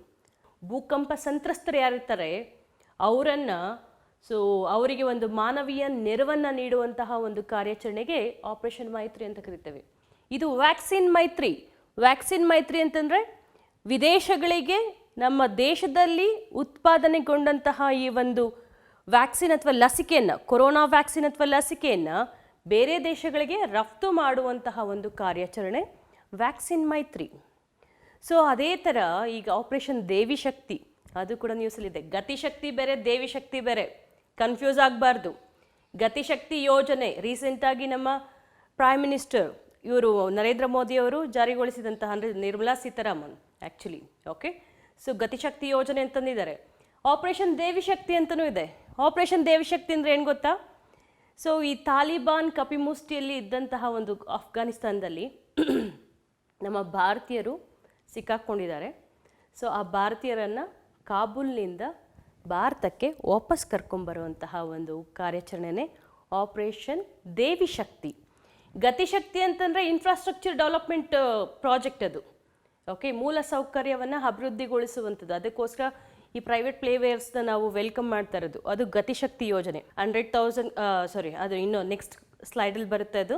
ಓಕೆ, ಸೊ ಮೂಲ ಸೌಕರ್ಯ ಯೋಜನೆಗಳಿಗೆ ಇನ್ನಷ್ಟು ನಾವು ಚುರುಕು ಮುಟ್ಟಿಸ್ಲಿಕ್ಕೆ ಈ ಒಂದು ಬಂಡವಾಳ ಹೂಡಿಕೆಯನ್ನು ಆಕರ್ಷಿಸಲಿಕ್ಕೆ ಈ ಒಂದು ಗತಿಶಕ್ತಿ ಯೋಜನೆ ತಂದಿದ್ದೇವೆ. ಆದರೆ ದೇವಿ ಶಕ್ತಿ ಅಂತಂದರೆ ಅಫ್ಘಾನಿಸ್ತಾನದಲ್ಲಿರುವಂತಹ ಭಾರತೀಯರನ್ನ, ಕಾಬೂಲಲ್ಲಿರುವಂತಹ ಭಾರತೀಯರನ್ನ ಸುರಕ್ಷಿತವಾಗಿ ಭಾರತಕ್ಕೆ ಕರ್ತರಂಥದ್ದು. ಅದೇ ಥರ ಆಪರೇಷನ್ ಇನ್ಸಾನಿಯತ್ ಅಂತ ಇದೆ. ಇನ್ಸಾನಿಯತ್ ಅಂದರೆ ನಿಮಗೆ ರೋಹಿಂಗ್ಯಾ ಮುಸ್ಲಿಮ್ಸ್ ಅಂತ ಕೇಳಿದ್ದೀರ. ರೋಹಿಂಗ್ಯಾ ಮುಸ್ಲಿಮ್ಸ್ ಎಲ್ಲಿದ್ದಾರೆ ಇವರು? ಮಯನ್ಮಾರಲ್ಲಿ. ಸೊ ಮಯನ್ಮಾರಲ್ಲಿ ಈ ಮುಸ್ಲಿಮ್ಸ್ ಏನಿದ್ದಾರೆ ಅವರು ಅಲ್ಪಸಂಖ್ಯಾತರು. ಅಲ್ಲಿ ಬಹುಸಂಖ್ಯಾತರು ಯಾರು ಅಂತಂದರೆ ಬೌದ್ಧರು. ಓಕೆ, ಈ ಬೌದ್ಧರು ಇವರಿಗೆ ಒಂದು ರೀತಿಯ ಮಾನಸಿಕ ಕಿರುಕುಳ, ಟಾರ್ಚರ್ ಕೊಡ್ತಿದ್ದಾರೆ. ಹಾಗಾಗಿ ಅಲ್ಲಿರುವಂತಹ ಈ ಒಂದು ರೋಹಿಂಗ್ಯಾ ಮುಸ್ಲಿಮ್ಸ್ ಬೇರೆ ದೇಶಕ್ಕೆ ಅಕ್ರಮವಾಗಿ ವಲಸೆ ಹೋಗ್ತಾ ಇದ್ದಾರೆ. ಸೊ ಬಾಂಗ್ಲಾದೇಶದಲ್ಲಿ ಈ ಒಂದು ವಲಸಿಗರಿಗೆ ಅವರೊಂದು ಮಾನವೀಯ ನೆಲೆ ಅಂತ ಕೊಡ್ತಾರೆ. ಓಕೆ, ಸೊ ಒಂದು ದ್ವೀಪವನ್ನು ಗುರುತಿಸಿ ಅಲ್ಲಿ ಅವರನ್ನು ನೆಲೆಸುವಂತೆ ಅವರಿಗೆ ಸೌಲಭ್ಯಗಳನ್ನು ಏರ್ಪಡಿಸ್ತಾರೆ. ರೈಟ್. ಸೊ ಅಲ್ಲಿರುವಂತಹ ಈ ಒಂದು ರೋಹಿಂಗ್ಯಾ ವಲಸಿಗರಿಗೆ ಭಾರತ ಮಾನವೀಯ ನೆರವನ್ನು ಕೊಡುತ್ತೆ. ಅಂತಹ ಒಂದು ಕಾರ್ಯಾಚರಣೆಗೆ ಆಪರೇಷನ್ ಇನ್ಸಾನಿಯಾತ್ ಅಂತ ಕರಿತೇವೆ. ಆಪರೇಷನ್ ಇನ್ಸಾನಿಯಾತ್. ಸೊ ಒಂದೊಂದೇ ನೋಡ್ಕೋಬೇಕು. ಇದು ಸ್ವಲ್ಪ ಆಪರೇಷನ್ ಸಂಕಟ್ ಮೋಚನ್ ಆಗ್ಬೋದು, ಆಪರೇಷನ್ ರಾಹತ್ ಆಗ್ಬೋದು, ಆಪರೇಷನ್ ಸುಕೂನ್ ಆಗ್ಬೋದು. ಇವೆಲ್ಲ ಸ್ವಲ್ಪ ಕ್ವೈಟ್ ಹೋಲ್ಡ್ ಆಪರೇಷನ್ಸ್. ಆಪರೇಷನ್ ನಿಸ್ತಾರ್ ಆಗ್ಬೋದು, operation polo, operation Vijay, operation blue star, operation cactus, ಇವೆಲ್ಲ ಹಳೆ ಆಪರೇಷನ್ಸು, ಕಾರ್ಯಾಚರಣೆಗಳು. ಸೊ ರೀಸೆಂಟು ನಾನು ಹೇಳೋದಾದರೆ ಒಂದು ಆಪರೇಷನ್ ಇನ್ಸಾನಿಯಾತ್. ಆಪರೇಷನ್ ಸುಕೂನ್ ಬಂದು ಲಿಬಿಯಾದಲ್ಲಿ ಸಿಲುಕಿರುವಂತಹ ಭಾರತೀಯರನ್ನು ಕರೆತರುವಂಥದ್ದು. ಆಪರೇಷನ್ ರಾಹತ್ ಅಂದರೆ ಯೆಮೆನ್ನಿಂದ ನಮ್ಮ ಭಾರತೀಯರನ್ನು ಸುರಕ್ಷಿತವಾಗಿ ಕರೆತರುವಂಥದ್ದು. ಸೊ ಅದೇ ಥರ ಆಪರೇಷನ್ ದೇವಿ ಶಕ್ತಿ ಅಂತಂದರೆ ಆಫ್ಘಾನಿಸ್ತಾನದಲ್ಲಿರೋರನ್ನ ಕರೆತರುವಂಥದ್ದು. ಓಕೆ, ಸೊ ವ್ಯಾಕ್ಸಿನ್ ಮೈತ್ರಿ ಅಂದರೆ ಬೇರೆ ದೇಶಗಳಿಗೆ ವ್ಯಾಕ್ಸಿನನ್ನು ಎಕ್ಸ್ಪೋರ್ಟ್ ಮಾಡುವಂಥದ್ದು. ಓಕೆ, ಸೊ ಆಪರೇಷನ್ ಮತ್ತು ಯಾವ್ದು ನೋಡಿದ್ವಿ ನಾವು, ವಂದೇ ಭಾರತ್ ಮಿಷನ್ ಅಂತಂದರೆ ಸೊ ಅದೇ ಕೋವಿಡ್ ಸಾಂಕ್ರಾಮಿಕ ಸಂದರ್ಭದಲ್ಲಿ ಬೇರೆ ದೇಶದಲ್ಲಿರೋರನ್ನ ನಮ್ಮ ಭಾರತಕ್ಕೆ ಕರ್ಕೊಂಬರೋಂಥದ್ದು, ಭಾರತೀಯರನ್ನು. ಓಕೆ, ಸೊ ಅದೇ ಥರ ಸಮುದ್ರ ಸೇತು ಅಂತಂದರೆ ಸಮುದ್ರ Setu, don't get confused with ಸಮುದ್ರ ಸೇತು ವಿತ್ ಸೇತು ಭಾರತಂ. ಸೇತು ಭಾರತಂ ಅಂದರೆ ಏನು? ಸೇತು ಭಾರತಂ ಅಂತಂದರೆ ಅದೊಂದು ಯೋಜನೆ. ಓಕೆ, ಸೊ ಈ ಒಂದು ರೈಲ್ವೆ ಬ್ರಿಡ್ಜ್ ಮುಕ್ತ ಹೆದ್ದಾರಿಗಳನ್ನು ನಿರ್ಮಿಸುವಂಥದ್ದು, ಅದು ಸೇತು ಭಾರತಂ. ಓಕೆ, ಸಾಗರಮಾಲಾ ಅಂದರೆ ಏನು? ಬಂದರುಗಳ ನಿರ್ಮಾಣ. ಓಕೆ, ಭಾರತಮಾಲಾ ಅಂದರೆ ಏನು? ರಾಷ್ಟ್ರೀಯ ಹೆದ್ದಾರಿಗಳ ನಿರ್ಮಾಣ. ಸಾಗರಮಾಲಾ ಬಂದರು ಅಭಿವೃದ್ಧಿ ಕಾರ್ಯಕ್ರಮ ಅಥವಾ ಬಂದರು ಅಭಿವೃದ್ಧಿ ಯೋಜನೆ ಅದು ಸಾಗರಮಾಲಾ. ಅದೇ ಥರ ಭಾರತಮಾಲಾನೂ ಕೂಡ ರಾಷ್ಟ್ರೀಯ ಹೆದ್ದಾರಿಗಳ ನಿರ್ಮಾಣ. ಉಡಾನ್ ಅಂದರೆ ಏನು? ಸೊ ಪ್ರಾದೇಶಿಕ ಈ ಒಂದು ವಿಮಾನ ಸಂಪರ್ಕ ಯೋಜನೆ. ಓಕೆ, ಸೊ ಅದೇ ಥರ ಇನ್ನೊಂದು ಯಾವುದು ಹೇಳಿದೆ ಈಗ, ಸೇತು ಭಾರತಂ ಅಂದರೆ ರಾಷ್ಟ್ರೀಯ ಹೆದ್ದಾರಿಗಳನ್ನು ಈ ಒಂದು ರೈಲ್ವೆ ಸೇತುವೆಗಳಿಂದ ಮುಕ್ತಗೊಳಿಸುತ್ತದೆ. ಸೊ ಈ ಥರ ಸ್ಕೀಮ್ಸನ್ನು ನೋಡ್ಕೋಬೇಕಾಗುತ್ತೆ. ಯಾಕಂದರೆ ಡೈರೆಕ್ಟಾಗಿ ಕೇಳಿಬಿಡ್ತಾನೆ ಉಜ್ವಲ ಯೋಜನೆ ಯಾವುದಕ್ಕೆ ಸಂಬಂಧಿಸಿದೆ. ಸೊ ಅಥವಾ ಈ ಒಂದು ಮುದ್ರಾ ಯೋಜನೆ ಯಾವುದಕ್ಕೆ ಸಂಬಂಧಿಸಿದೆ, ಸೊ ಸೌಭಾಗ್ಯ ಯೋಜನೆ ಯಾವುದಕ್ಕೆ ಸಂಬಂಧಿಸಿದೆ, ಸೊ ಅಥವಾ ಈ ಒಂದು ಜಲಶಕ್ತಿ ಅಭಿಯಾನ ಏನು ಹೇಳುತ್ತೆ ಆಬ್ಜೆಕ್ಟಿವು, ಸೊ ಜನಸೇವಕ್ ಸ್ಕೀಮ್ ಅಂತ ಕೇಳಿದ್ದಾನೆ, ಅದು ನನ್ನ ಪುಸ್ತಕದಲ್ಲಿ ಕೊಟ್ಟಿದ್ದೀನಿ ನಾನು, ಜನಸೇವಕ್ ಸ್ಕೀಮ್. ಓಕೆ, ಮಿಷನ್ ಕರ್ಮಯೋಗಿ ಅಂದರೆ ಏನು, ಈ ಥರದನ್ನೆಲ್ಲ ನೀವು ಸ್ವಲ್ಪ ಸ್ಕೀಮ್ಸನ್ನು ನೋಡ್ಕೋಬೇಕಾಗುತ್ತೆ. ಒನ್ ವರ್ಡ್ ಆನ್ಸರ್ಸನ್ನು ಅದನ್ನು ತಿಳ್ಕೊಬೇಕಾಗುತ್ತೆ. ತುಂಬ ಇವಾಗ ಟೈಮ್ ಇಲ್ಲ, ಜಸ್ಟು ರಿಫ್ರೆಶ್ ಮಾಡ್ಕೊಳ್ತಾ ಹೋಗ್ಬೇಕು. ಯಾಕಂದರೆ ಅಕ್ಟೋಬರ್ 3 ಎಕ್ಸಾಮ್ಸ್ಗೆ ಎಷ್ಟು ಮ್ಯಾಕ್ಸಿಮಮ್ ಮಾಹಿತಿ ಎಷ್ಟು ಕಲೆ ಹಾಕಬೇಕು ಎಲ್ಲ ನೀವು ಅದನ್ನು ಬೈಹಾರ್ಟ್ ರೂಪದಲ್ಲಿ ಅಥವಾ ಅವಾಗ ರಿವೈಸ್ ಮಾಡ್ತಾ ಇದ್ದಾಗ ಅದು ನಿಮ್ಮ ತಲೆಯಲ್ಲಿ ಉಳಿಯುತ್ತೆ. ಓಕೆ, ಒಂದು ಸತಿ ಕೇಳಿಬಿಟ್ಟು ಮತ್ತೆ ರಿವೈಸ್ ಮಾಡಿಕೊಂಡ್ರೆ ಸಾಕಾಗುತ್ತೆ. ಸೊ ಇದೆಲ್ಲ ನೀವು ಆಲ್ರೆಡಿ ಓದ್ಕೊಂಡಿರ್ತೀರ, ಬಟ್ ಒಂದ್ಸರಿ ಕನ್ಸಾಲಿಡೇಟೆಡ್ ಆಗಿ ಒಂದು ಕಡೆ ನಾನು ನಿಮಗೆ ಕೊಟ್ಟರೆ ನಿಮಗೆ ಈಸಿಯಾಗಿ ನೆನಪಲ್ಲಿ ಇಟ್ಕೊಳ್ಳೋಕ್ಕೆ ಸಹಾಯ ಆಗುತ್ತೆ ಅಂತ ಅಂದ್ಬಿಟ್ಟು ಇದನ್ನು ಹೇಳ್ತಾ ಇದ್ದೀನಿ. ರೈಟ್? ಸೊ ಕೊರೋನಾ ವ್ಯಾಕ್ಸಿನ್ಸ್ ನೋಡಿದ್ವಿ, ಸೊ ಕೆಲವೊಂದು ಆಪರೇಷನ್ಸನ್ನು ನೋಡಿದ್ವಿ, ಕೊರೋನಾ ವೆರೈಟೀಸನ್ನು ನೋಡಿದ್ವಿ. ಮತ್ತು ಕೊರೋನಾ ರಿಲೇಟೆಡ್ ಡಿಸೀಸ್ ಯಾವುದಿತ್ತು ಗೊತ್ತಾ? ಯಾವುದು ಅಂತಂದರೆ ಬ್ಲ್ಯಾಕ್ ಫಂಗಸ್. ಇದನ್ನು ಮ್ಯೂಕರ್ ಮೈಕೋಸಿಸ್ ಅಂತ, ಮ್ಯೂಕರ್ ಮೈಕೋಸಿಸ್ ಕೇಳ್ತಾರೆ, ಏನಿದು ಮ್ಯೂಕರ್ ಮೈಕೋಸಿಸ್ ಅಂತ. It's also called as black fungus, ಕಪ್ಪು ಶಿಲೀಂಧ್ರ. ಸೊ ಕಪ್ಪು ಶಿಲೀಂಧ್ರನ ನೋಟಿಫೈಬಲ್ ಡಿಸೀಸ್, ಅಧಿಕೃತ ಒಂದು ಕಾಯಿಲೆ ಅಂತ ಅಂದ್ಬಿಟ್ಟು. ಓಕೆ, ಸೊ ಕಂಪ್ಲೀಟಾಗಿ ಇದಕ್ಕೂ ಕೂಡ ಸೊ ಉಚಿತ ಚಿಕಿತ್ಸೆ ಕೊಡಬೇಕು ಕೊರೋನಾ ಜೊತೆಗೆ ಅಂತ ಅಂದ್ಬಿಟ್ಟು. ಓಕೆ, ಸೊ ನೋಟಿಫೈಬಲ್ ಡಿಸೀಸ್ ಅಂತ ಮೆನ್ಷನ್ ಮಾಡಬೇಕು ಅಂತ ಕೆಲವೊಂದು ರಾಜ್ಯಗಳು ಬೇಡಿಕೆ ಇಟ್ಟಿದ್ವು. ಸೊ ಎನಿವೆ, ನೀವು ಇಲ್ಲಿ ಕಪ್ಪು ಶಿಲೀಂಧ್ರ ಅಥವಾ ಈ ಒಂದು ಮ್ಯೂಕರ್ ಮೈಕೋಸಿಸ್ ಅನ್ನೋದು ಈ ಕೊರೋನಾಗೆ ಸಂಬಂಧಿಸಿದಂತಹ ಕಾಯಿಲೆ. ಅಂದರೆ ಕೊರೋನಾ ವ್ಯಕ್ತಿಗೆ ಕೊರೋನಾ ಬಂದಿದ್ದು, ಆತನಿಗೆ ಡಯಾಬಿಟಿಸ್ ಇದ್ದು, ಆತ ಯಥೇಚ್ಛವಾಗಿ ಸ್ಟೀರಾಯ್ಡ್ಸನ್ನು ತಗೊಂಡಿದ್ರೆ ಅವನಿಗೆ ಈ ಒಂದು ಬ್ಲ್ಯಾಕ್ ಫಂಗಸ್ ಅಥವಾ ಮ್ಯೂಕರ್ ಮೈಕೋಸಿಸ್ ಅನ್ನುವ ಕಾಯಿಲೆ ಬರುವಂತಹ ಸಂಭವನೀಯತೆ ಅತಿ ಹೆಚ್ಚು ಇರುತ್ತೆ. ಓಕೆ, ಸೊ ಇದಕ್ಕೆ ಔಷಧ ಏನು ಅಂತಂದರೆ amphotericin B. Okay, amphotericin B. So diabetic ಇರುವಂತಹ ಕೊರೋನಾ ಪೇಷಂಟ್ಸ್ಗೆ ಈ ಒಂದು ಬ್ಲ್ಯಾಕ್ ಫಂಗಸ್ ಅಟ್ಯಾಕ್ ಆಗುವಂತಹ ಸಾಧ್ಯತೆ, ಪ್ರಾಬಬಿಲಿಟಿ ತುಂಬಾ ಇರುತ್ತೆ. ಓಕೆ, ಸೊ ಕೊರೋನಾ ಬಗ್ಗೆ ಒಂದು ಲಾಸ್ಟ್ ಯಾವುದೋ ಒಂದು ಸಿ ಗ್ರೂಪ್ ಎಕ್ಸಾಮಲ್ಲಿ ಪ್ರಶ್ನೆ ಏನಿತ್ತು ಅಂತಂದರೆ, ಕೊರೋನಾ ವೈರಸ್ ಕರ್ನಾಟಕದಲ್ಲಿ ಮೊಟ್ಟ ಮೊದಲು ಪತ್ತೆ ಆಗಿದ್ದು ಯಾವಾಗ ಅಂತ, ಅಥವಾ ಯಾವ ಜಿಲ್ಲೆಯಲ್ಲಿ ಅಂತ. ಸೊ ಅದಕ್ಕೂ ಮುಂಚೆ ನೀವು ವಿಶ್ವದಲ್ಲಿ ಮೊಟ್ಟ ಮೊದಲ ಬಾರಿಗೆ ಎಲ್ಲಿ ಪತ್ತೆ ಆಯಿತು ಅದೆಲ್ಲರಿಗೂ ಗೊತ್ತಿದೆ, Wuhan city, China, sea food ಮಾರ್ಕೆಟಲ್ಲಿ. ಓಕೆ, ಸೊ ನೆಕ್ಸ್ಟು ಭಾರತದಲ್ಲಿ ಕೇರಳದಲ್ಲಿ ಯಾವಾಗ ಅಂದರೆ January 27, 2020. ಓಕೆ, ವುಹಾನಲ್ಲಿ ಕಂಡು ಬಂದಿದ್ದು ಡಿಸೆಂಬರ್ 2019. ಭಾರತದಲ್ಲಿ ಕಂಡು ಬಂದಿದ್ದು ಜಾನ್ವರಿಯಲ್ಲಿ. Okay, January 2020, 27. ಓಕೆ, ಎಲ್ಲಿ ಅಂದರೆ ಕೇರಳದಲ್ಲಿ. ಕರ್ನಾಟಕದಲ್ಲಿ ಎಲ್ಲಿ ಕಂಡು ಬಂತು ಅಂತಂದರೆ ಬೀದರ್ ಜಿಲ್ಲೆಯಲ್ಲಿ March 8, 2020. ಓಕೆ, 2020 ಮಾರ್ಚ್ 8ರಂದು ಈ ಒಂದು ಕೊರೋನಾ ವೈರಸ್ ಮೊಟ್ಟ ಮೊದಲ ಬಾರಿಗೆ ಕರ್ನಾಟಕದಲ್ಲಿ ಪತ್ತೆ ಆಯಿತು. ರೈಟ್? ಸೊ ಇನ್ನೊಂದು ವಿಶೇಷವಾದಂತಹ ಒಂದು ಫ್ಯಾಕ್ಟ್ ತಿಳ್ಕೊಳ್ಳೋದು ಏನು ಅಂದರೆ, ಈ ಕೊರೋನಾಗೆ ಸಂಬಂಧಿಸಿದಂತಹ ಒಂದು ಸಾವು ಮೊಟ್ಟ ಮೊದಲ ಬಾರಿಗೆ ದಾಖಲಾದದ್ದು ಕರ್ನಾಟಕದಲ್ಲಿ, ಕಲಬುರಗಿಯಲ್ಲಿ. ಸೊ ಪ್ರಶ್ನೆ ಹಿಂಗೂ ಬರ್ಬೋದು. ಸೊ ಮೊಟ್ಟ ಮೊದಲ ಸಾವು, ಕೊರೋನಾ ಸಂಬಂಧಿತ ಸಾವು ದಾಖಲಾಗಿದ್ದು ಕಲಬುರಗಿ ಜಿಲ್ಲೆಯಲ್ಲಿ. ಓಕೆ, ಸೊ ಅದನ್ನು ನೋಡ್ಕೋಬೇಕಾಗುತ್ತೆ. ನೆಕ್ಸ್ಟ್ ನೋಡೋಣ, ಆಪರೇಷನ್ ನಮಸ್ತೆ ಅನ್ನೋದೊಂದು ಕೂಡ ಇದೆ. ಓಕೆ, ಕೊರೋನಾಗೆ ಸಂಬಂಧಿಸಿದಂಥದ್ದೇ. ಓಕೆ, ಅದನ್ನು ಕೂಡ ನೋಡ್ಕೊಳ್ಳಿ. ಸೊ 1992ಇಂದ ರಾಜೀವ್ ಗಾಂಧಿ ಖೇಲ್ ರತ್ನ ಪ್ರಶಸ್ತಿ ನೀಡ್ತಿದ್ವಿ. ಸೊ ಈಗ ಅದರ ಒಂದು ಮರುನಾಮಕರಣ ಆಗಿದೆ. ಸೊ ಏನಂತ ಮರುನಾಮಕರಣ ಆಗಿದೆ? ಧ್ಯಾನ್ ಚಂದ್ ಖೇಲ್ ರತ್ನ ಪ್ರಶಸ್ತಿ ಅಂತ. ಸೊ ಇದಕ್ಕೂ ಕೂಡ ಬಹಳಷ್ಟು ಪರ ವಿರೋಧ ದೇಶದಾದ್ಯಂತ ಎದುರಾಗಿತ್ತು. ಏನಪ್ಪ ಅಂತಂದರೆ, ಇದು ಒಂದು ರಾಜಕೀಯ ಹುನ್ನಾರ, ದ್ವೇಷ ರಾಜಕಾರಣ. ಓಕೆ, ಸೊ ಪಕ್ಷ ರಾಜಕಾರಣ, ಈ ರೀತಿಯಾದಂತಹ ಟೀಕೆಗಳು ಕೇಳಿಬಂದವು. ಇನ್ನೊಂದು ಕಡೆ ಸೊ ಈ ಒಂದು ಧ್ಯಾನ್ ಚಂದ್ ಅನ್ನೋರು ಓಕೆ ಈ ಒಂದು ಸ್ಪೋರ್ಟ್ಸಲ್ಲಿ ಭಾಳಷ್ಟು ಮಹತ್ವ ಪಡೆದಂತಹ ವ್ಯಕ್ತಿ. ಸೊ ಎಲ್ಲ ಇಡೀ ದೇಶದಾದ್ಯಂತ ಎಲ್ಲರ ಒಂದು ಅಭಿಪ್ರಾಯವನ್ನು ಕಲೆಕ್ಟಿವ್ ಆಗಿ ಸಂಗ್ರಹಿಸಿ ಅವರ ಒಂದು ಅಭಿಪ್ರಾಯಕ್ಕೆ ಮನ್ನಣೆ ನೀಡಿ ನಾವು ಇದನ್ನು ಮರುನಾಮಕರಣ ಮಾಡಿದ್ದೀವಿ ಅಂತ ನಮ್ಮ ಪ್ರಧಾನಿ ಹೇಳ್ತಾರೆ.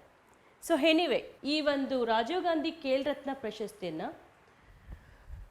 ಧ್ಯಾನ್ ಚಂದ್ ಖೇಲ್ ರತ್ನ ಪ್ರಶಸ್ತಿ ಅಂತ ಸೊ ಮರುನಾಮಕರಣ ಮಾಡಿದ್ದಾರೆ. ಹಾಗಾಗಿ ಇದ್ರ ಬಗ್ಗೆ ಸ್ವಲ್ಪ ಡೀಟೇಲ್ಡಾಗಿ ನೋಡ್ಕೋಬೇಕಾಗುತ್ತೆ. ಸೊ ಆ ಧ್ಯಾನ್ ಚಂದ್ ಖೇಲ್ ರತ್ನ ಪ್ರಶಸ್ತಿಯ ಒಂದು ಮೊತ್ತ ಎಷ್ಟಿದೆ ಗೊತ್ತಾ? ಈಗ 25 lakhs ಇದೆ, ರೈಟ್? ಇದಕ್ಕೆ ಮುಂಚೆ ನೀವು ತಿಳ್ಕೊಬೇಕಾಗಿರೋದು ರಾಜೀವ್ ಗಾಂಧಿ ಖೇಲ್ ರತ್ನ ಪ್ರಶಸ್ತಿ ಇದನ್ನು ಫಸ್ಟ್ ಯಾರು ಪಡೆದಿದ್ರು ಅಂತ. ಓಕೆ, ಸೊ ಅವ್ರು ಯಾರು ಅಂತಂದರೆ ಚೆಸ್ ದಿಗ್ಗಜ ವಿಶ್ವನಾಥನ್ ಆನಂದ್. ರಾಜೀವ್ ಗಾಂಧಿ ಖೇಲ್ ರತ್ನ ಪ್ರಶಸ್ತಿ ಪಡೆದವರು ಮೊಟ್ಟ ಮೊದಲ ಭಾಜನರು ಯಾರು ಅಂತಂದರೆ ವಿಶ್ವನಾಥನ್ ಆನಂದ್, ರೈಟ್? ಸೊ ಧ್ಯಾನ್ ಚಂದ್ ಏನಕ್ಕಪ್ಪ ಅವರಿಗೆ ಒಂದು ಪ್ರಶಸ್ತಿಗೇ ಅವ್ರ ಹೆಸರನ್ನ ಇಟ್ಟಿದ್ದಾರೆ, ಅವ್ರದ್ದು ಅಂತಹ ಒಂದು ಸಾಧನೆ ಏನಿದೆ ಅಂತ ನೀವು ಕೇಳೋದಾದರೆ, ಹೌದು, ಸೊ ಅವರು ಹಾಕಿ ಕ್ರಿಕೆಟ್ ಟೀಮಲ್ಲಿ ಇರ್ತಾರೆ. ಸೊ ಅವರು ಇದ್ದಂತಹ ಸಂದರ್ಭದಲ್ಲಿ ಸೊ ಭಾರತ 3 ಒಲಿಂಪಿಕ್ಸಲ್ಲಿ ಚಿನ್ನ ಪದಕವನ್ನು ಗೆಲ್ಲುತ್ತೆ. ಸೊ ಅದು ಯಾವಾಗ ಅಂತಂದರೆ 1928, 1932 ಆ್ಯಂಡ್ 1936.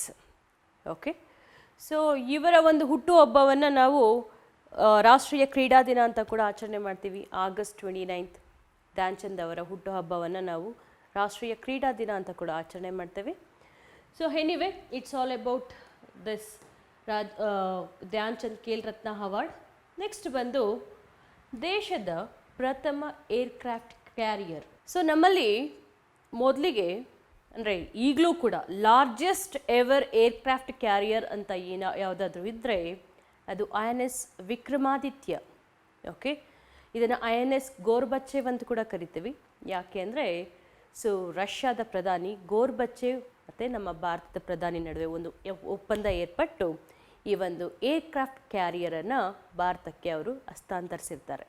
ಓಕೆ, ಸೊ ಈಗಲೂ ಕೂಡ ಅದು ಲಾರ್ಜೆಸ್ಟ್ ಏರ್ಕ್ರಾಫ್ಟ್ ಕ್ಯಾರಿಯರೇ, ಆದರೆ ಇದನ್ನು ನಾವು ರಷ್ಯಾದಿಂದ ಪಡ್ಕೊಂಡಿದ್ದೀವಿ. ನಮ್ಮದೇ ಆದಂತಹ ದೇಶೀಯ ಏರ್ಕ್ರಾಫ್ಟ್ ಕ್ಯಾರಿಯರ್ ಯಾವುದಾದ್ರೂ ಇದೆಯಾ ಅಂದರೆ yet to manufacture.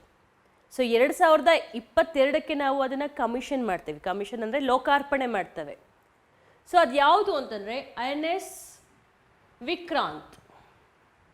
INS Vikrant ಇದು ನಾವು UK ಈ ಹೆಸರು ಸ್ವಲ್ಪ ಕ್ವೈಟ್ ಓಲ್ಡೇ. ಈ ಹೆಸರನ್ನು ಮತ್ತೆ ನಾವು ನಮ್ಮ ದೇಶೀಯ ಏರ್ಕ್ರಾಫ್ಟ್ ಕ್ಯಾರಿಯರ್ಗೆ ಅಥವಾ ಯುದ್ಧ ವಿಮಾನವಾಹಕ ಯುದ್ಧ ನೌಕೆ ಇದಕ್ಕೆ ಇಡ್ತಿದ್ದೀವಿ. ಯಾಕೆ ಗೊತ್ತಾ? 1971ರಲ್ಲಿ ನಾವು UK ತರಿಸ್ಕೊಂಡಂತಹ ಈ ಒಂದು ವಿಕ್ರಾಂತ್ ಏನಿದೆ, ಸೊ ಅದು it played a vital role in that war. Okay, 1971 war. So Bangladesh ಮತ್ತು ಭಾರತಕ್ಕೆ ಯುದ್ಧ ಆಗುತ್ತೆ. Okay, not directly. So Bangladesh ವಿಮೋಚನೆ ಆಗಬೇಕಾದ್ರೆ ಯುದ್ಧ ಆಗುತ್ತಲ್ಲ. ಸೊ ಆಗ ಈ ಒಂದು ವಿಕ್ರಾಂತ್ ಏರ್ಕ್ರಾಫ್ಟ್ ಕ್ಯಾರಿಯರ್ ಏನಿದೆ ಇದು ಭಾಳಷ್ಟು ಒಂದು ಅದ್ಭುತವಾದಂತಹ ಒಂದು ಪ್ರದರ್ಶನ ಮಾಡುತ್ತೆ. ಓಕೆ, ಸೊ ಯುದ್ಧ ಪ್ರದರ್ಶನ ಮಾಡುತ್ತೆ. ಸೊ ಅದಾದ ನಂತರ ಅದು ರಿಟೈರ್ಡ್ ಆಗುತ್ತೆ, ಡಿಕಮಿಷನ್ ಆಗುತ್ತೆ. ಓಕೆ, ಸೊ ಅದೇ ಹೆಸರನ್ನು ನಾವು ದೇಶೀಯವಾಗಿ ಅಭಿವೃದ್ಧಿಪಡಿಸಿರುವಂತಹ ನಮ್ಮ ವಿಕ್ರಾಂತಿಗೆ, ನಮ್ಮ ದೇಶವಾಗಿ ಅಭಿವೃದ್ಧಿಪಡಿಸಿರುವಂತಹ ಏರ್ಕ್ರಾಫ್ಟ್ ಕ್ಯಾರಿಯರ್ಗೆ ಆ ವಿಕ್ರಾಂತ್ ಹೆಸರನ್ನು ಇಡ್ತಾ ಇದ್ದೀವಿ. ಸೊ ನೀವು ಇನ್ನೂ ಸ್ವಲ್ಪ ಗಮನಿಸಬೇಕಾಗಿರೋದು ಏನು ಅಂತಂದರೆ, ಈ PSI ಎಕ್ಸಾಮ್ಸ್ಗೆ, PC ಎಕ್ಸಾಮ್ಸ್ಗೆ ಅಥವಾ ನೆಕ್ಸ್ಟ್ ಬರೋಂತಹ ಎಕ್ಸಾಮ್ಸ್ಗೆ ಕೆಲವು ಮಿಸೈಲ್ಸು, ಓಕೆ, ಕೆಲವು ಏರ್ಕ್ರಾಫ್ಟ್ ಕ್ಯಾರಿಯರ್ಸು, ಸೊ ಸಬ್ಮರೈನ್ಸು ಮತ್ತು ಹೆಲಿಕಾಪ್ಟರ್ಸ್, ಅವುಗಳ ಹೆಸರುಗಳನ್ನು ನೋಡ್ಕೋಬೇಕಾಗತ್ತೆ. ಓಕೆ, ಬ್ರೀಫಾಗಿ ಹೇಳ್ತೇನೆ. ಓಕೆ, ಮ್ಯಾಕ್ಸಿಮಮ್ ನೀವು ಅಂದರೆ I try to cover the maximum defence equipments in the session. Okay, so first ಕ್ಷಿಪಣಿಗಳ ಬಗ್ಗೆ ನೋಡೋಣ. ಓಕೆ, ಕ್ಷಿಪಣಿಗಳಲ್ಲಿ 3 ವಿಧ ಇದೆ: air to air, air to surface, surface to surface. 1983ಯಲ್ಲಿ ಒಂದು integrated guided missile development programme ಅಂತ ನಮ್ಮ ಅಬ್ದುಲ್ ಕಲಾಂ ಅವರು ಒಂದು ಪ್ರಾಜೆಕ್ಟನ್ನು ಹಮ್ಮಿಕೊಳ್ತಾರೆ. ಓಕೆ, ಸೊ ಸಮಗ್ರ ನಿರ್ದೇಶಿತ ಕ್ಷಿಪಣಿ ಅಭಿವೃದ್ಧಿ ಕಾರ್ಯಕ್ರಮ 1983. ಸೊ ಆಗ ಇಂದಿರಾ ಗಾಂಧಿಯವರು ಸೊ ಪ್ರಧಾನಮಂತ್ರಿ ಆಗಿರ್ತಾರೆ. ಸೊ ಈ ಒಂದು ಕಾರ್ಯಕ್ರಮದಡಿ 5 ಮಿಸೈಲ್ಸನ್ನು ಅಭಿವೃದ್ಧಿಪಡಿಸಲಾಗುತ್ತೆ: ಅಗ್ನಿ, ಪೃಥ್ವಿ, ಆಕಾಶ್, ತ್ರಿಶೂಲ್, ನಾಗ್. ರೈಟ್? ಸೊ ಇದನ್ನು ಕೂಡ ನೀವು ಕ್ವಶನ್ ಹೆಂಗೆ ಕೇಳ್ತಾರೆ ಗೊತ್ತಾ, ಇದರಲ್ಲಿ ಯಾವುದು ಸರ್ಫೇಸ್ ಟು ಸರ್ಫೇಸ್, ಯಾವುದು ಸರ್ಫೇಸ್ ಟು ಹೇರ್ ಅಥವಾ ಯಾವುದು ಹೇರ್ ಟು ಹೇರ್ ಅಂತ ಕೇಳ್ತಾರೆ. ಸೊ ಅದಕ್ಕೇ ನಾನು ಮಿಸೈಲ್ಸ್ನ ಬ್ರಾಡಾಗಿ 2 ರೀತಿಯಾಗಿ ಕ್ಲಾಸಿಫೈ ಮಾಡ್ತೇನೆ. ಮಿಸೈಲ್ ಅಂದರೆ ಏನು? ಕ್ಷಿಪಣಿ. ಶತ್ರು ದೇಶದ ಒಂದು ಕ್ಷಿಪಣಿಯನ್ನು ಧ್ವಂಸ ಮಾಡಲಿಕ್ಕೆ ನಮ್ಮ ಒಂದು ಕ್ಷಿಪಣಿಯನ್ನು ಕಳಿಸ್ತೇವೆ, ಅದೇ ಅಲ್ವಾ ಮಿಸೈಲ್ ಅಂದರೆ. ಓಕೆ, ಸೊ ಒಂದು ಡಿಫೆನ್ಸ್ ಎಕ್ವಿಪ್ಮೆಂಟ್ ಇದು. 3 ರೀತಿಯಾಗಿ ನಾವು ಮಿಸೈಲ್ಸನ್ನು ಕ್ಲಾಸಿಫೈ ಮಾಡ್ತೇವೆ. ಯಾವ್ದು ಅಂದರೆ ಸರ್ಫೇಸ್ ಟು ಸರ್ಫೇಸ್,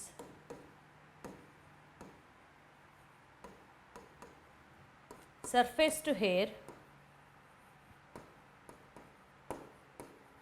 ಮತ್ತು air to air. Air to air,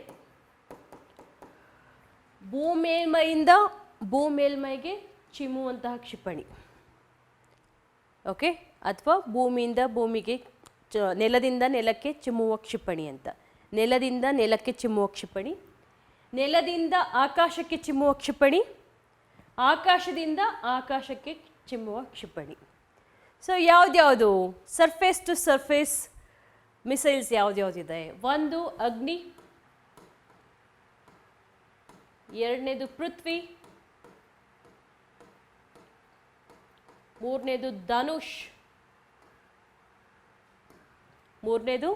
Dhanush, ನಾಲ್ಕನೇದು ಶೌರ್ಯ, ಐದನೇದು ಪ್ರಹಾರ್ ರೀಸೆಂಟ್. ಇದು ಪ್ರಹಾರ್, ಶೌರ್ಯ ಮತ್ತು ಪ್ರಹಾರ್ ರೀಸೆಂಟ್ ಮಿಸೈಲ್ಸು, ನೆಲದಿಂದ ನೆಲಕ್ಕೆ ಚಿಮ್ಮುವಂತಹ ಕ್ಷಿಪಣಿಗಳು. ಓಕೆ, ಸೊ ಅಗ್ನಿ, ಪೃಥ್ವಿ, ಧನುಷ್, ಶೌರ್ಯ, ಪ್ರಹಾರ್. ರೈಟ್? ಈ 5 ನೆಲದಿಂದ ನೆಲಕ್ಕೆ ಚಿಮ್ಮುವಂಥ ಕ್ಷಿಪಣಿಗಳು. ಸರ್ಫೇಸ್ ಟು ಏರ್ ಯಾವ್ದು ಅಂದರೆ ಆಕಾಶ್,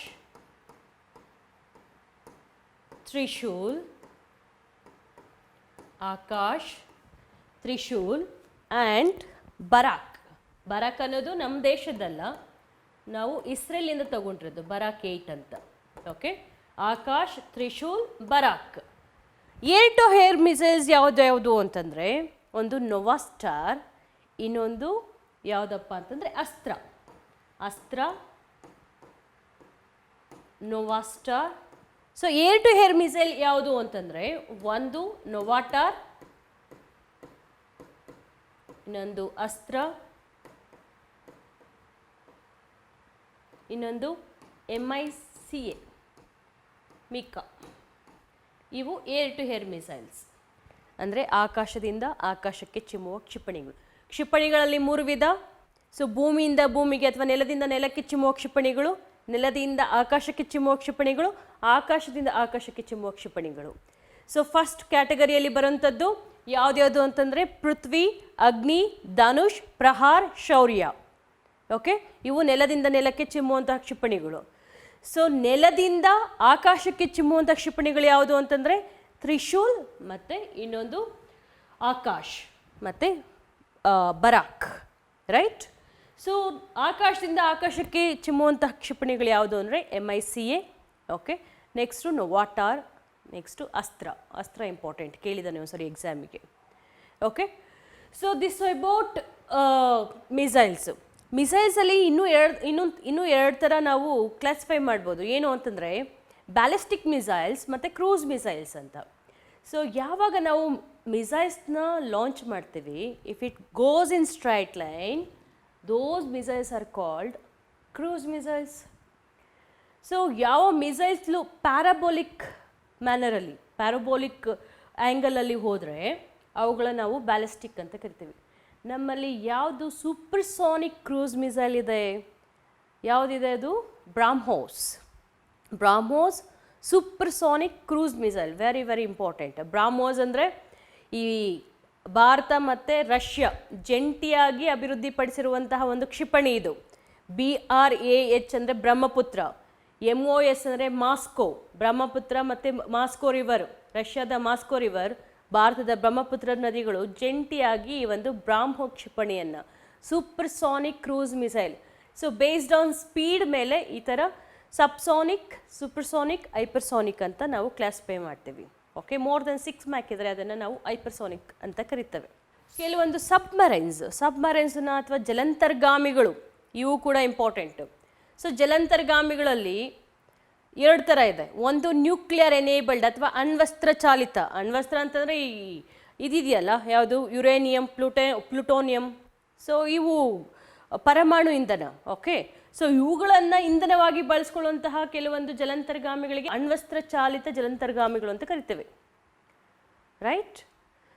ಸೊ ಡೀಸೆಲ್ ಎಲೆಕ್ಟ್ರಿಕ್ ಅಂತಂದರೆ ಈಗ ನಮ್ಮಲ್ಲಿ vehicles, petrol vehicles, diesel vehicles ಅಂತ ಇರುತ್ತಲ್ಲ, ಅದೇ ಥರ ನಾವು ಸಬ್ಮರೈನ್ಸ್ನ ಅಥವಾ ಜಲಾಂತರ್ಗಾಮಿಗಳನ್ನು ಕೂಡ ಈ ರೀತಿ ಡೀಸೆಲ್ ಎಲೆಕ್ಟ್ರಿಕ್ ಅಥವಾ ನ್ಯೂಕ್ಲಿಯರ್ ಎನೇಬಲ್ಡ್ ಅಂತ 2 ರೀತಿ ಕ್ಲಾಸಿಫೈ ಮಾಡ್ತೇವೆ. ಸೊ ನ್ಯೂಕ್ಲಿಯರ್ ಎನೇಬಲ್ಡ್ ಜಲಾಂತರ್ಗಾಮಿಗಳು ಅಥವಾ ಅಣ್ವಸ್ತ್ರ ಚಾಲಿತ ಜಲಾಂತರ್ಗಾಮಿ ನಮ್ಮದು ಯಾವುದಾದ್ರೂ ಇದ್ದರೆ ಅದು Arihant. Very important, Arihant. Okay, board ಮೇಲೆ ಸ್ಪೇಸ್ ಇಲ್ಲ, ಹಾಗಾಗಿ ನಾನು ಜಾಸ್ತಿ ಹೇಳ್ತಾ ಇದ್ದೀನಿ, ಕಡಿಮೆ ಬರಿತಾ ಇದ್ದೇನೆ. ಓಕೆ, ಸೊ ಅರಿಹಂತ್ ಅನ್ನೋಂಥದ್ದು ನಮ್ಮ ದೇಶೀಯ ಈ ಒಂದು ಅಣ್ವಸ್ತ್ರ ಚಾಲಿತ ಜಲಾಂತರ್ಗಾಮಿ. ಚಕ್ರ ಅಂತ ಒಂದಿತ್ತು, ರಷ್ಯಾದಿಂದ ತೊಗೊಂಡಿದ್ವಿ ನಾವು, INS ಚಕ್ರ ಅಂತ ಅಂದ್ಬಿಟ್ಟು. ಓಕೆ, ಸೊ ಈಗ ಪ್ರಾಜೆಕ್ಟ್ 75 ಕೆಳಗಡೆ, ಪ್ರಾಜೆಕ್ಟ್ 75 ಕೇಳಿರ್ತೀರ ಸುಮಾರು ನೀವು. ಸೊ ಪ್ರಾಜೆಕ್ಟ್ 75 ಕೆಳಗಡೆ ಫ್ರಾನ್ಸ್ ಜೊತೆ ಭಾರತ ಒಂದು ಒಪ್ಪಂದ ಮಾಡಿಕೊಂಡಿದೆ. ಏನು ಅಂದರೆ 30 ವರ್ಷಗಳ ಒಳಗಾಗಿ ಭಾರತ ಮತ್ತು ಫ್ರಾನ್ಸ್ ಜೊತೆಗೂಡಿ 6 ಜಲಾಂತರ್ಗಾಮಿಗಳನ್ನು ಅಭಿವೃದ್ಧಿಪಡಿಸಬೇಕು ಅಂತ 2030ರೊಳಗೆ. ಆ 6 ಜಲಾಂತರ್ಗಾಮಿಗಳು ಯಾವ್ದ್ಯಾವುದು ಅಂತಂದರೆ, ಸೊ ಒಂದು INS ಕಲ್ವರಿ, ಕಾರಂಜ್, ಕಾಂಡೇರಿ,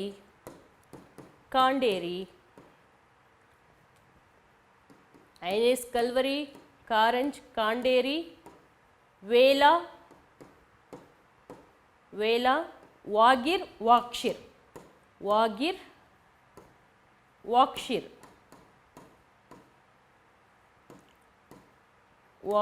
ಆ್ಯಂಡ್ ವಾಕ್ಷಿರ್. ಜಲಾಂತರ್ಗಾಮಿ ಏನ್ರಿ? ಜಲಾಂತರ್ಗಾಮಿ ಅಂದರೆ ಜಲ, ಅಂತರ್ಗಾಮಿ ಅಂದರೆ ಒಳಗಡೆ ಇರೋಂಥದ್ದು. ಯಾಕೆ ಒಳಗಡೆ ಇರಬೇಕು ಅಂತ ನೀವು ಕೇಳ್ಬೋದು. ಯಾಕೆ ಅಂತಂದರೆ ಶತ್ರು ಒಂದು ಕಣ್ಣಿಗೆ ಬೀಳ್ದಾಗೆ. ಓಕೆ, ಶತ್ರು ದೇಶಗಳು ಅಂತಂದರೆ ಈಗ ಫಾರ್ ಎಕ್ಸಾಂಪಲ್ ಪಾಕಿಸ್ತಾನ ಆಗ್ಬೋದು, ಈ ಕಡೆ ಚೈನಾ ಆಗ್ಬೋದು. ಆ ದೇಶಗಳ ಒಂದು ರೇಡಾರ್ಗಳನ್ನು ತಪ್ಪಿಸ್ಕೊಳ್ಳಿಕ್ಕೆ, ರೇಡಾರ್ ಸಿಗ್ನಲ್ಸಿಂದ ತಪ್ಪಿಸ್ಕೊಳ್ಳಿಕ್ಕೆ ಏನು ಮಾಡ್ತೀವಿ ನಾವು, ನೀರಿನ ಒಳಗೆ ಕೆಲವು ಒಂದು ಜಲಾಂತರ್ಗಾಮಿಗಳನ್ನು ನಾವು ಸಬ್ಮರ್ಜ್ ಮಾಡ್ತೇವೆ. ಸೊ ಅವು ಕೂಡ ಆಕ್ಸಿಜನ್ ತಗೋಬೇಕು. ಸೊ ಆಕ್ಸಿಜನ್ ತೊಗೊಳಕ್ಕೆ ಅವು ಸರ್ಫೇಸ್ ಲೆವೆಲ್ಗೆ ಬಂದು ಆಕ್ಸಿಜನ್ನ ಎಂಗಲ್ಫ್ ಮಾಡ್ಕೊಂಡು ಹೋಗ್ತವೆ. ಆಕ್ಸಿಡೇಷನ್ಗೆ, ಯಾಕಂದರೆ ಫ್ಯೂಯಲ್ ಇದಾಗಲಿಕ್ಕೆ, ಬರ್ನ್ ಆಗಲಿಕ್ಕೆ ಆಕ್ಸಿಡೇಷನ್ ತೊಗೊಳಕ್ಕೆ, ಆಕ್ಸಿಜನ್ ತೊಗೊಳಕ್ಕೆ ಮೇಲೆ ಬರ್ತವೆ. ಆವಾಗ ರೇಡಾರ್ ಕಣ್ಣುಗಳು ಬಿದ್ದುಬಿಡುತ್ತೆ. ಸೊ ಅದಕ್ಕೋಸ್ಕರ ಇನ್ನಷ್ಟು ಸುಧಾರಿತವಾದಂತಹ ತಂತ್ರಜ್ಞಾನದ ಬಳಕೆಯಿಂದ ಈ ಒಂದು ಡೀಸೆಲ್ ಎಲೆಕ್ಟ್ರಿಕ್ ಜಲಾಂತರ್ಗಾಮಿಗಳನ್ನು ನಾವು ಫ್ರಾನ್ಸ್ನ ಸಹಯೋಗದೊಂದಿಗೆ 6 ಜಲಾಂತರ್ಗಾಮಿಗಳನ್ನು ಸಹ ಅಭಿವೃದ್ಧಿ ಮಾಡ್ತಿದ್ದೀವಿ. ಯಾವ್ದ್ಯಾವುದು? Khanderi, first Kalvari, Khanderi, Karanj, Vela, Vagir, Vagsheer. Okay, so ಇಷ್ಟು ಡೀಸೆಲ್ ಎಲೆಕ್ಟ್ರಿಕ್ ಸಬ್ಮರೈನ್ಸ್ ಅಂದರೆ ಜಲಾಂತರ್ಗಾಮಿಗಳು. ಸೊ ಯಾವ ದೇಶದಿಂದ ತಗೋತಿದ್ದೀವಿ? ಫ್ರಾನ್ಸ್. ಯಾವ ಕಂಪನಿ? Dassault company. ಸೊ ಈಗಂತೂ ರಫೇಲ್ ಏರ್ಕ್ರಾಫ್ಟ್ ಕೇಳಿದಿರಲ್ಲ. ಸೊ ಅದು ಸ್ಕ್ಯಾಮ್ ಆಗಿದೆ ಅಂತ ವಿರೋಧ ಪಕ್ಷದವರು ಅಲಿಗೇಷನ್ಸ್ ಆಗ್ತಾ ಇರೋದು. ಓಕೆ, ಸೊ ಇಲ್ಲ ಇದು ಪಾರದರ್ಶಕವಾಗಿ ನಾವು ಇದನ್ನು ಒಪ್ಪಂದ ಮಾಡಿಕೊಂಡು ಖರೀದಿ ಮಾಡಿದ್ದೀವಿ ಅಂತ ಸೊ ಇರುವಂತಹ ಪಕ್ಷ ಹೇಳ್ತಾ ಇರೋದು. ಓಕೆ, ಆಡಳಿತ ಪಕ್ಷ ಹೇಳ್ತಾ ಇರೋದು, ಇದನ್ನೆಲ್ಲ ನೋಡ್ತಾ ಇದ್ದೇವೆ. ಸೊ ಈ ಥರ ಡಿಫೆನ್ಸ್ ಎಕ್ವಿಪ್ಮೆಂಟ್ಸು ನೀವು ನೋಡ್ಕೋಬೇಕಾಗತ್ತೆ. ಒಂದು ಮತ್ತು ತೇಜಾಸ್ ಅಂತೂ ಎಷ್ಟು ಸಾರಿ ಕೇಳಿದಾನೆ ಅಂತಿಲ್ಲ, ಸುಮಾರು ಸರಿ ಕೇಳ್ತಾ ಇರ್ತಾನೆ. ಮತ್ತು ಈ ತೇಜಸ್ ಬಂದು ಲೈಟ್ ಕಾಂಬ್ಯಾಕ್ಟ್ ಏರ್ಕ್ರಾಫ್ಟ್, ಲಘು ಯುದ್ಧ ವಿಮಾನ. ಓಕೆ, ಸೊ ನಾವೇ ಇದನ್ನು ಅಭಿವೃದ್ಧಿಪಡಿಸಿರುವಂಥದ್ದು. ತೇಜಸ್ ಅಂದರೆ ರೇಡಿಯನ್ಸ್, ತೇಜಸ್ಸು ಅಂತ. ಓಕೆ, ವಾಜಪೇಯಿ ಇದಕ್ಕೆ ಹೆಸರು ಕೊಟ್ಟಿದ್ದು. ಸೊ ಅದು ವಿತ್ ಪೈಲಟ್ ಇರುವಂತಹ ಒಂದು ಏರ್ಕ್ರಾಫ್ಟ್. ಓಕೆ, ಕೆಲವು ಅನ್ಮ್ಯಾನ್ಡ್ ಏರಿಯಲ್ ವೆಹಿಕಲ್ಸು ಇದೆ, ಮಾನವ ರಹಿತ ಯುದ್ಧ ವಿಮಾನ. ಫಾರ್ ಎಕ್ಸಾಂಪಲ್ ತಪಸ್ ಅಂದರೆ ಯಾವುದು? ನಮ್ಮ ಕರ್ನಾಟಕದಲ್ಲಿ ಚಳ್ಳಕೆರೆಯಲ್ಲಿ ನಾವು ಪ್ರಾಯೋಗಿಕ ಹಾರಾಟ ಮಾಡಿದ್ವಲ್ಲ. ಓಕೆ, ಸೊ ಅದಕ್ಕೆ ಇನ್ನೊಂದು ಹೆಸರಿದೆ, ಅದು ಯಾವುದು ಅಂತ ನೀವು ಕಾಮೆಂಟ್ ಮಾಡಬೇಕು. ತಪಸ್ದು ಇನ್ನೊಂದು ಹೆಸರು. ಸೊ ಈ ಒಂದು ಅನ್ಮ್ಯಾನ್ಡ್ ಏರಿಯಲ್ ವೆಹಿಕಲ್ನ ನಾವು ಇತ್ತೀಚೆಗೆ ಚಿತ್ರದುರ್ಗದ ಚಳ್ಳಕೆರೆ ಏನಕ್ಕೆ driest place in Karnataka, okay, ಅತಿ ಶುಷ್ಕ ಪ್ರದೇಶ, ಅತಿ ಕಡಿಮೆ ಮಳೆ ಬೀಳುವಂತಹ ಪ್ರದೇಶ. ಸೊ ಇಲ್ಲಿ ಪ್ರಾಯೋಗಿಕ ಹಾರಾಟ ಮಾಡಿದ್ದೀವಿ. ಅದ್ರ ಹೆಸರು ಹೇಳ್ಬೇಕು ನೀವು, ತಪಸ್ದು ಇನ್ನೊಂದು ಹೆಸರು ಏನು ಅಂತ ಅಂದ್ಬಿಟ್ಟು. Okay, UAE unmanned aerial vehicle, ಮಾನವರಹಿತ ಯುದ್ಧ ವಿಮಾನ. ಓಕೆ, ಸೊ ಅದೇ ಥರ ಕೆಲವೊಂದು ಡಿಫೆನ್ಸ್ ಎಕ್ವಿಪ್ಮೆಂಟ್ಸ್ನ ಬೇರೆ ಕಡೆಯಿಂದ ತರ್ತೀವಿ, ಬೇರೆ ಒಂದು ದೇಶಗಳಿಂದ ತರ್ತೀವಿ. For example howitzer guns, so USA ಇಂದ ತರ್ತೀವಿ. S-400 ಟ್ರಯೂಂಫ್. ಸೊ ಈ ಮಿಸೈಲು ಇದಂತೂ ಭಾಳ ಗಲಾಟೆ ಆಗಿತ್ತು. ಏನು ಅಂತಂದರೆ ಅಮೇರಿಕಾದವ್ರು ನಮ್ಗೆ ವಾರ್ನ್ ಮಾಡಿದರು.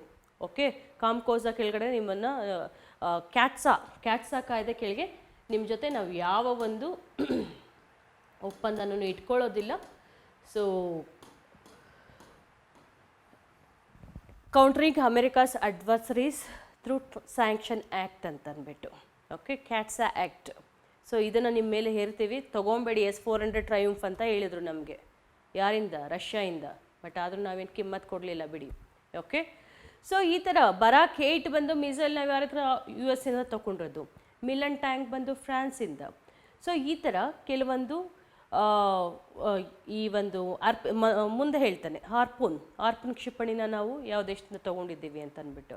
ಓಕೆ, ಸೊ ರೀಸೆಂಟಾಗಿ ಯಾವ್ಯಾವ ಡಿಫೆನ್ಸ್ ಎಕ್ವಿಪ್ಮೆಂಟ್ಸನ್ನು ನಾವು ಏನಾದ್ರು ಬೇರೆ ದೇಶದಿಂದ ನಾವು ಆಮದು ಮಾಡ್ಕೊಂಡಿದ್ರೆ ಅಥವಾ ಖರೀದಿ ಮಾಡ್ಕೊಂಡಿದ್ರೆ, ಒಪ್ಪಂದ ಮಾಡ್ಕೊಂಡಿದ್ರೆ ಅದು ನಿಮ್ಮ ಪರೀಕ್ಷೆಯಲ್ಲಿ ಬರುತ್ತೆ. ಸೊ ಕೇಳ್ತಾರೆ. ಕೆಲವು ಆ್ಯಂಟಿ ಟ್ಯಾಂಕ್ ಮಿಸೈಲ್ಸ್ ಅಂತ ಇದೆ, ಟ್ಯಾಂಕ್ ನಿರೋಧಕ ಕ್ಷಿಪಣಿಗಳು ಅಂತ. ಸೊ ಇದು ಏನು ನಿಮ್ಮ ಕ್ವಶನ್ ಹೆಂಗೆ ಕೇಳ್ತಾರೆ ಅಂದರೆ, ಅರ್ಜುನ್ ಅಂತ ಕೊಟ್ಬಿಟ್ಟು ಇದು ಮೇನ್ ಬ್ಯಾಟಲ್ ಟ್ಯಾಂಕಾ ಅಥವಾ ಆ್ಯಂಟಿ ಟ್ಯಾಂಕ್ ಮಿಸೈಲಾ ಅಥವಾ ಇದು ಅನ್ಮ್ಯಾನ್ಡ್ ಏರಿಯಲ್ ವೆಹಿಕಲ್ಲ. ಸೊ ಈ ರೀತಿ ಪ್ರಶ್ನೆ ಕೇಳ್ತಾರೆ. ಆ್ಯಂಟಿ ಟ್ಯಾಂಕ್ಸು ನಮ್ಮಲ್ಲಿ 3 ಇದೆ. ಒಂದು ಅಮೋಗ್, ಇನ್ನೊಂದು ನಾಗ್. ಆಂಟಿ ಟ್ಯಾಂಕ್ ಅಂದರೆ ಟ್ಯಾಂಕ್ ನಿರೋಧಕ ಕ್ಷಿಪಣಿಗಳು, ಟ್ಯಾಂಕ್ ನಿರೋಧಕ ಅಥವಾ anti tank missiles. Anti tank missile, anti tanks ಯಾವ್ದ್ಯಾವುದು ಅಂತಂದರೆ ಒಂದು ನಾಗ್, ಫೈರ್ ಆ್ಯಂಡ್ ಫರ್ಗೆಟ್, ಇನ್ನೊಂದು Amogh. So one more is Helina. Nag, Amogh, Helina tank ನಿರೋಧಕ ಕ್ಷಿಪಣಿಗಳು. ಓಕೆ, ಸೊ ನಿಮಗೆಲ್ಲ ಗೊತ್ತಿದೆ ಮಿಸೈಲ್ ಮ್ಯಾನ್ ಆಫ್ ಇಂಡಿಯಾ ಅಂತಂದರೆ ಎಲ್ಲರೂ ಕಿರ್ಚ್ಕೊಂಡು ಹೇಳ್ತಾರೆ, yes madam it is Abdul Kalam ಅಂತ. ಸೊ ಅವರ ಒಂದು ಜ್ಞಾಪಕಾರ್ಥಕವಾಗಿ ನಾವು ವೀಲರ್ಸ್ ಐಲ್ಯಾಂಡನ್ನು ಏನಂತ ಮರುನಾಮಕರಣ ಮಾಡಿದ್ದೇವೆ, ಅಬ್ದುಲ್ ಕಲಾಂ ಐಲ್ಯಾಂಡ್ ಅಂತ ಅಲ್ವಾ.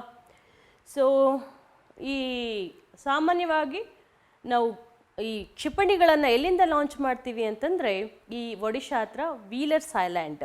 ಓಕೆ, ಸೊ ವೀಲರ್ಸ್ ಐಲ್ಯಾಂಡ್ಗೆ ಇನ್ನೊಂದು ಹೆಸರು ಈಗ ಅಬ್ದುಲ್ ಕಲಾಂ ಐಲ್ಯಾಂಡ್ ಅಂತ, ಅಬ್ದುಲ್ ಕಲಾಂ ದ್ವೀಪ ಅಂತ, ರೈಟ್. ಸೊ ಇವರನ್ನ ಮಿಸೈಲ್ ಮ್ಯಾನ್ ಅಂತ ಕರಿತೀವಿ, ಯಾರನ್ನ? ಅಬ್ದುಲ್ ಕಲಾಂನ. ಮತ್ತು ಮಿಸೈಲ್ ವುಮನ್ ಯಾರು? Missile woman of India Thomas Tessy.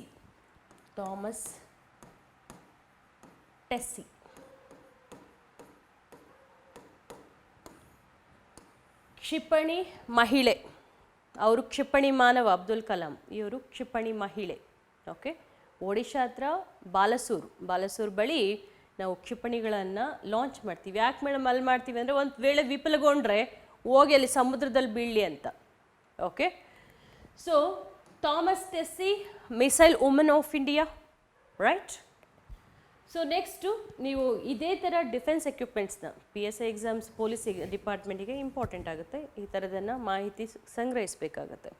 Okay, so ಇನ್ನಷ್ಟು ಅಂದರೆ ಇದೇ ಥರ ಕ್ರೋಢೀಕೃತವಾದಂತಹ ಇನ್ಫಾರ್ಮೇಷನ್ನ ನಾನು ಹರಿಪ್ರಸಾದ್ IAS KS ಅಕಾಡೆಮಿಯಲ್ಲಿ ಸೊ ನಿಮಗೆ ನೆಕ್ಸ್ಟ್ ಇನ್ನೊಂದು 10 ಡೇಸು ಒಂದು 15 ಮಿನಿಟ್ಸ್ ಅಥವಾ 30 ಮಿನಿಟ್ಸ್ ಅದನ್ನು ಮಾಡ್ಕೊಂಡು ಹೋಗ್ತಾನೆ. ಎಕ್ಸಾಮ್ಗೆ ಅನುಕೂಲ ಆಗುವ ಇನ್ಫಾರ್ಮೇಷನ್ ಏನಾದರೂ ಇದ್ದರೆ ಅದನ್ನು ಕೊಡ್ತಾ ಬರ್ತಾನೆ. Okay, so at least 15 minutes per day ಒಂದು ಸೆಷನ್ ಇರುತ್ತೆ. ಸೊ ಕಂಪ್ಲೀಟ್ ನಿಮ್ಮ ಈ ಎಕ್ಸಾಮ್ ಓರಿಯೆಂಟೆಡ್ ಏನು ಇನ್ಫಾರ್ಮೇಷನ್ ಬೇಕು ಅದನ್ನು ಅಲ್ಲಿ ನಾನು ಹೇಳಲಿಕ್ಕೆ ಅಪ್ಲೋಡ್ ಮಾಡಲಿಕ್ಕೆ ಪ್ರಯತ್ನಿಸ್ತೇನೆ. ಸೊ ನೆಕ್ಸ್ಟ್ ಬಂದು ಮುದ್ರಾ ಸಾಲ ಯೋಜನೆ. ಅಂತ ಮುದ್ರಾ ಅಂದರೆ ಏನು ಗೊತ್ತಾ? Micro units development and refinancing agency. Mudra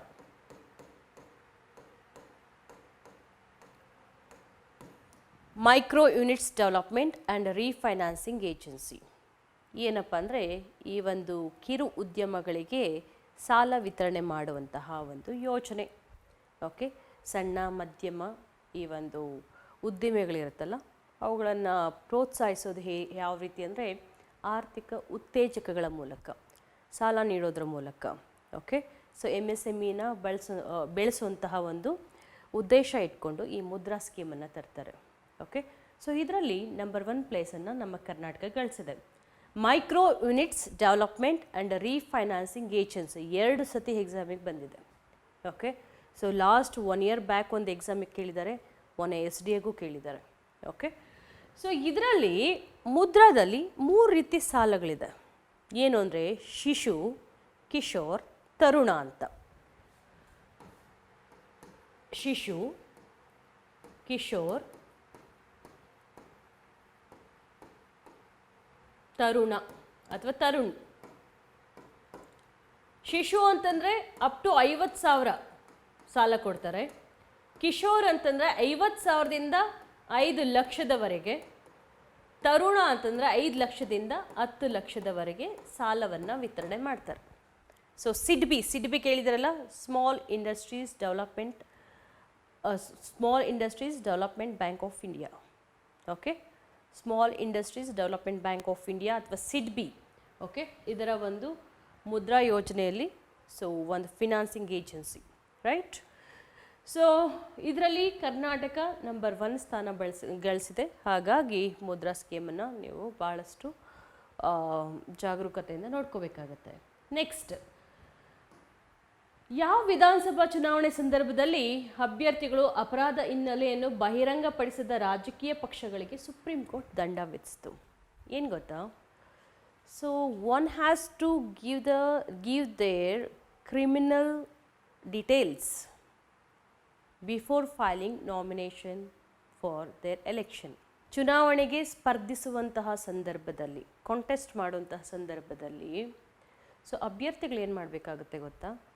ತಮ್ಮದೇನಾದರೂ ಆಸ್ತಿ, ಓಕೆ, ಚಿರಾಸ್ತಿ ಎಷ್ಟಿದೆ, ಓಕೆ, ಸೊ ಸ್ಥಿರಾಸ್ತಿ ಎಷ್ಟಿದೆ, ಚರಾಸ್ತಿ ಎಷ್ಟಿದೆ, ಅದರ ಜೊತೆಗೆ ಎಷ್ಟು ಮೌಲ್ಯ ಇದೆ, ಎಷ್ಟು ಆಸ್ತಿ ಇದೆ, ಅಥವಾ ಅವರಲ್ಲಿರುವಂತಹ ಒಂದು ಕ್ರಿಮಿನಲ್ ಅಪರಾಧಗಳೇನಿದೆ, ಸೊ ಅದನ್ನೆಲ್ಲದನ್ನು ಕೂಡ ಸೊ ಸವಿವರವಾಗಿ ದಾಖಲು ಮಾಡಬೇಕಾಗತ್ತೆ.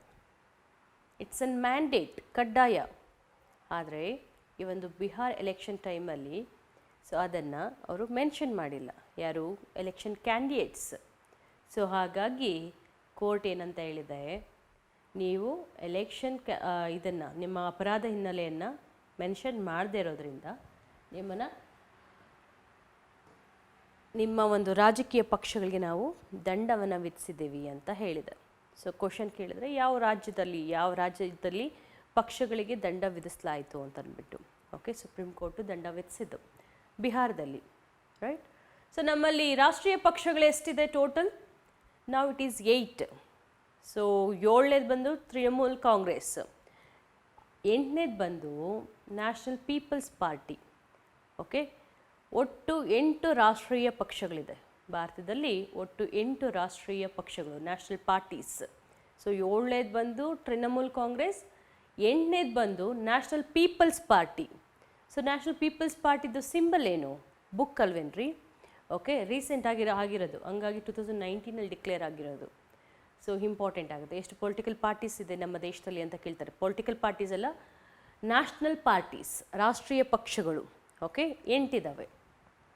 ಸೊ ಜೊತೆಗೆ ಇದರ ಒಂದು ಇನ್ನೇನಪ್ಪ ಇನ್ಫಾರ್ಮೇಷನ್, ಚುನಾವಣಾ ಸುಧಾರಣೆ. ಯಾಕಂದರೆ ಅಪರಾಧ ಹಿನ್ನೆಲೆ ಇರೋರಿಗೆ ಅವರು ಬಹಿರಂಗಪಡಿಸದೇ ಇದ್ದರೆ ಅದೊಂದು ಕೂಡ ಅಪರಾಧ ಆಗುತ್ತೆ. ಸೊ ಚುನಾವಣಾ ಸುಧಾರಣೆಗಳನ್ನು ಶಿಫಾರಸು ಮಾಡಲಿಕ್ಕೆ ಯಾವ ಕಮಿಟಿಗಳನ್ನು ರಚಿಸಲಾಗಿತ್ತು ಅಂತ ಕ್ವಶನ್ ಏನಾದರೂ ಕೇಳಿದ್ರೆ, ಒಂದು Tarkunde committee. So though it's quite old, ಹಳೇವು, ಇವೇನು ಹೊಸದೇನಲ್ಲ.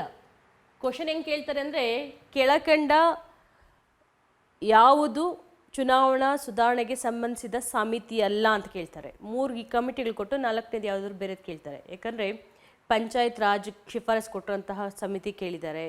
ಸೊ ಮತ್ತು ಚುನಾವಣಾ ಸುಧಾರಣೆ ಸಮಿತಿ ಕೇಳಿದ್ದಾರೆ. ಮತ್ತು ಸೆಂಟರ್ ಸ್ಟೇಟ್ ರಿಲೇಷನ್ಸ್, ಕೇಂದ್ರ ಮತ್ತು ರಾಜ್ಯ ಸರ್ಕಾರ ಸಂಬಂಧ ಹೆಚ್ಚಿಸಲಿಕ್ಕೆ ಯಾವ ಸಮಿತಿಗಳನ್ನು ನೇಮಕ ಮಾಡೋದು, ಸರ್ಕಾರಿಯ ಮತ್ತು ಪೂಂಚಿ ಕಮಿಷನ್. ಓಕೆ. ಸೊ ಮತ್ತು ಯಾವುದು ಪಂಚಾಯತ್ ರಾಜ್ ಎಲೆಕ್ಷನ್, ಪಂಚಾಯತ್ ರಾಜ್ ಶಿಫಾರಸುಗಳನ್ನು ನೀಡಿದ್ದು, ಸೊ ಗೊತ್ತಿದೆಯಲ್ಲ ನಿಮಗೆ. ಸೊ ಅದೆಲ್ಲ ಕೂಡ ನೀವು ಕಮಿಟೀಸನ್ನು ಕೂಡ ಬೈಹಟ್ ಆಗ್ತಾ ಇರಬೇಕಾಗುತ್ತೆ. ಈ ಎಕಾನಮಿಲಿ ಭಾಳಷ್ಟು ಕಮಿಟೀಸ್ ಬರುತ್ತೆ. ಪಾಲಿಟಿಯಲ್ಲಿ ಬರೋಂತಹ ಕಮ್ಮಿ ಕಮಿಟೀಸ್ ಆದರೂ ಕೂಡ ಆ ಕಮಿಟೀಸ್ ಭಾಳ ಇಂಪಾರ್ಟೆಂಟ್ ಆಗುತ್ತೆ. ಸೊ ಫಂಡಮೆಂಟಲ್ ಡ್ಯೂಟೀಸ್ಗೆ ಸ್ವರ್ಣ ಸಿಂಗ್ ಕಮಿಟಿ ಅಂತ ಹೇಳ್ತಾರೆ. ಓಕೆ. CVC ಶಾಂತನಂ ಕಮಿಟಿ ಅಂತ ಹೇಳ್ತಾರೆ. CVC ಅಂದರೆ ಸೆಂಟ್ರಲ್ ವಿಜಿಲೆನ್ಸ್ ಕಮಿಷನ್, ಕೇಂದ್ರೀಯ ವಿಚಕ್ಷಣಾ ಆಯೋಗ. ಅದಕ್ಕೇನಂತ ಹೇಳ್ತೇವೆ, ಅದಕ್ಕೆ ಯಾವ committee, Santhanam committee. So fundamental duties, so ಅಥವಾ ಅದನ್ನು ಏನಂತ ಕರಿತೇವೆ, ಮೂಲಭೂತ ಕರ್ತವ್ಯಗಳು, ಇದಕ್ಕೆ ಸ್ವರ್ಣ ಸಿಂಗ್ ಕಮಿಟಿ ಅಂತ. ಓಕೆ. ಸೊ ಶಿಫಾರಸ್ ಮಾಡೋದು. ಸೊ ಪಂಚಾಯತ್ ರಾಜ್ ಎಲೆಕ್ಷನ್ಸ್ ಯಾವುದು, JVP ಕಮಿಟಿ ಆಗ್ಬೋದು. ಸೊ ಪಂಚಾಯತ್ ರಾಜ್ ಎಲೆಕ್ಷನ್ಸ್ ಸಂಬಂಧಿಸಿದಂಥ ಸಮಿತಿಗಳು, ಒಂದು ಬಲವಂತ್ ರಾಯ್ ಮೆಹ್ತಾ ಕಮಿಟಿ ಆಗ್ಬೋದು, Ashok Balwant Rai Mehta committee, Ashok Mehta committee, JVK Rao committee. So ಅದಾದ ನಂತರ Thungon committee, LM Singhvi committee, Mohinder Singh committee 2013. So ಇವೆಲ್ಲ ಪಂಚಾಯತ್ ಎಲೆಕ್ಷನ್ಸ್ ಅಥವಾ ಪಂಚಾಯತ್ ರಾಜ್ಗೆ ಸಂಬಂಧಿಸಿದಂಥ ಸಮಿತಿಗಳನ್ನೆಲ್ಲ ಕೂಡ ತುಂಬ ಇಂಪಾರ್ಟೆಂಟಾಗಿ ನೋಡ್ಕೋಬೇಕಾಗುತ್ತೆ.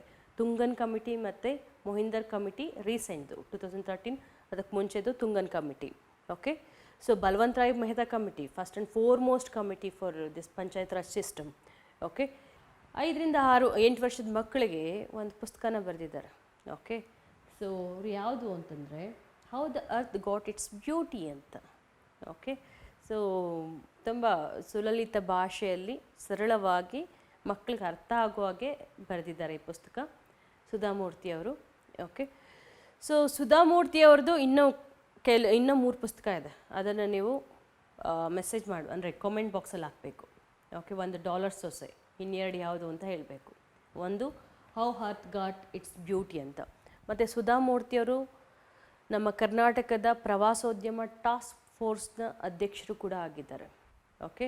ನಮ್ಮ ಕರ್ನಾಟಕ ರಾಜ್ಯದ ಒಂದು ಪ್ರವಾಸೋದ್ಯಮದ ಸ್ಲೋಗನ್ ಏನಾಗಿದೆ, ಒಂದು ರಾಜ್ಯ ಹಲವು ಜಗತ್ತು. Okay. One state many world. Okay. So ಇದರ ಟಾಸ್ಕ್ ಫೋರ್ಸ್, ಪ್ರವಾಸೋದ್ಯಮ ಟಾಸ್ಕ್ ಫೋರ್ಸ್ನ ಚೇರ್ಪರ್ಸನ್ ಸುಧಾಮೂರ್ತಿ ಆಗಿದ್ದಾರೆ. ಓಕೆ. ಸೊ ಅವ್ರು ಬರೆದಿರೋಂತಹ ಇತರ ಪುಸ್ತಕಗಳ ಬಗ್ಗೆ ನೀವು ಮಾಹಿತಿಯನ್ನು ಕಲೆ ಹಾಕಬೇಕಾಗಿದೆ. ನೆಕ್ಸ್ಟ್, ಸೊ ಇದೆಲ್ಲ ಗೊತ್ತೇ ಇದೆ. ಟೋಕಿಯೋ ಒಲಿಂಪಿಕ್ಸ್ ಬಗ್ಗೆ ತುಂಬ ಡಿಟೇಲ್ಡಾಗಿ ಮಾತಾಡಿದ್ದೇವೆ ನಾವು. ನೀರಜ್ ಚೋಪ್ರಾಗೆ ತರಬೇತಿ ನೀಡಿದಂಥ ನಮ್ಮ ಕನ್ನಡಿಗರು ಯಾರು ಅಂತಂದರೆ ನಮ್ಮ ಶಿರ್ಸಿಯವರು, ಶಿರ್ಸಿಯ ಕಾಶಿನಾಥ್ ನಾಯಕ್. ಓಕೆ. ಸೊ ಇವರು ರೈಲ್ವೇಸಲ್ಲಿ ಕೆಲಸ ಮಾಡ್ತಿರ್ತಾರೆ. ಆಗಲೇ ಇವರಿಗೆ ಯಾರಿಗೆ ನೀರಜ್ ಚೋಪ್ರಾಗೆ ಟ್ರೈನಿಂಗನ್ನು ಕೊಡ್ತಾ ಇರ್ತಾರೆ. ಮಿಲಿಟ್ರಿಯಲ್ಲಿ ಕೆಲಸ ಮಾಡಬೇಕಾದ್ರೆ, ರೈಲ್ವೇಸ್ ಎಲ್ಲ ಮಿಲಿಟ್ರಿಯಲ್ಲಿ ಕೆಲಸ ಮಾಡಬೇಕಾದ್ರೆ ಇವರಿಗೆ ಈ ಒಂದು ಟ್ರೈನಿಂಗ್ ತರಬೇತಿಯನ್ನು ಆಗಲೇ ಶುರು ಮಾಡಿರ್ತಾರೆ. ಓಕೆ. ಸೊ ಅವ್ರ ಹೆಸರು ಏನಪ್ಪ ಅಂತಂದರೆ ಶಿರಸಿಯ ಕಾಶಿನಾಥ್ ನಾಯಕ್. ಓಕೆ. ಕಾಶಿನಾಥ್ ನಾಯಕು ಕೂಡ ಅವ್ರದ್ದು ಕೂಡ ಒಂದು ಈ ಒಂದು ಕ್ರೀಡೆಯಲ್ಲಿ ಸಾಧನೆ ಇದೆ, ಜಾವ್ಲಿನ್ ಥ್ರೋಲಿ. ಏನು ಅಂತಾರೆ, ಕಾಮನ್ವೆಲ್ತಲ್ಲಿ ಅವರು ಕೂಡ ಪದಕ ಗೆದ್ದಿರ್ತಾರೆ. 2010ನಲ್ಲಿ ಅವರು ಕೂಡ ಪದಕ ಗೆದ್ದಿರ್ತಾರೆ.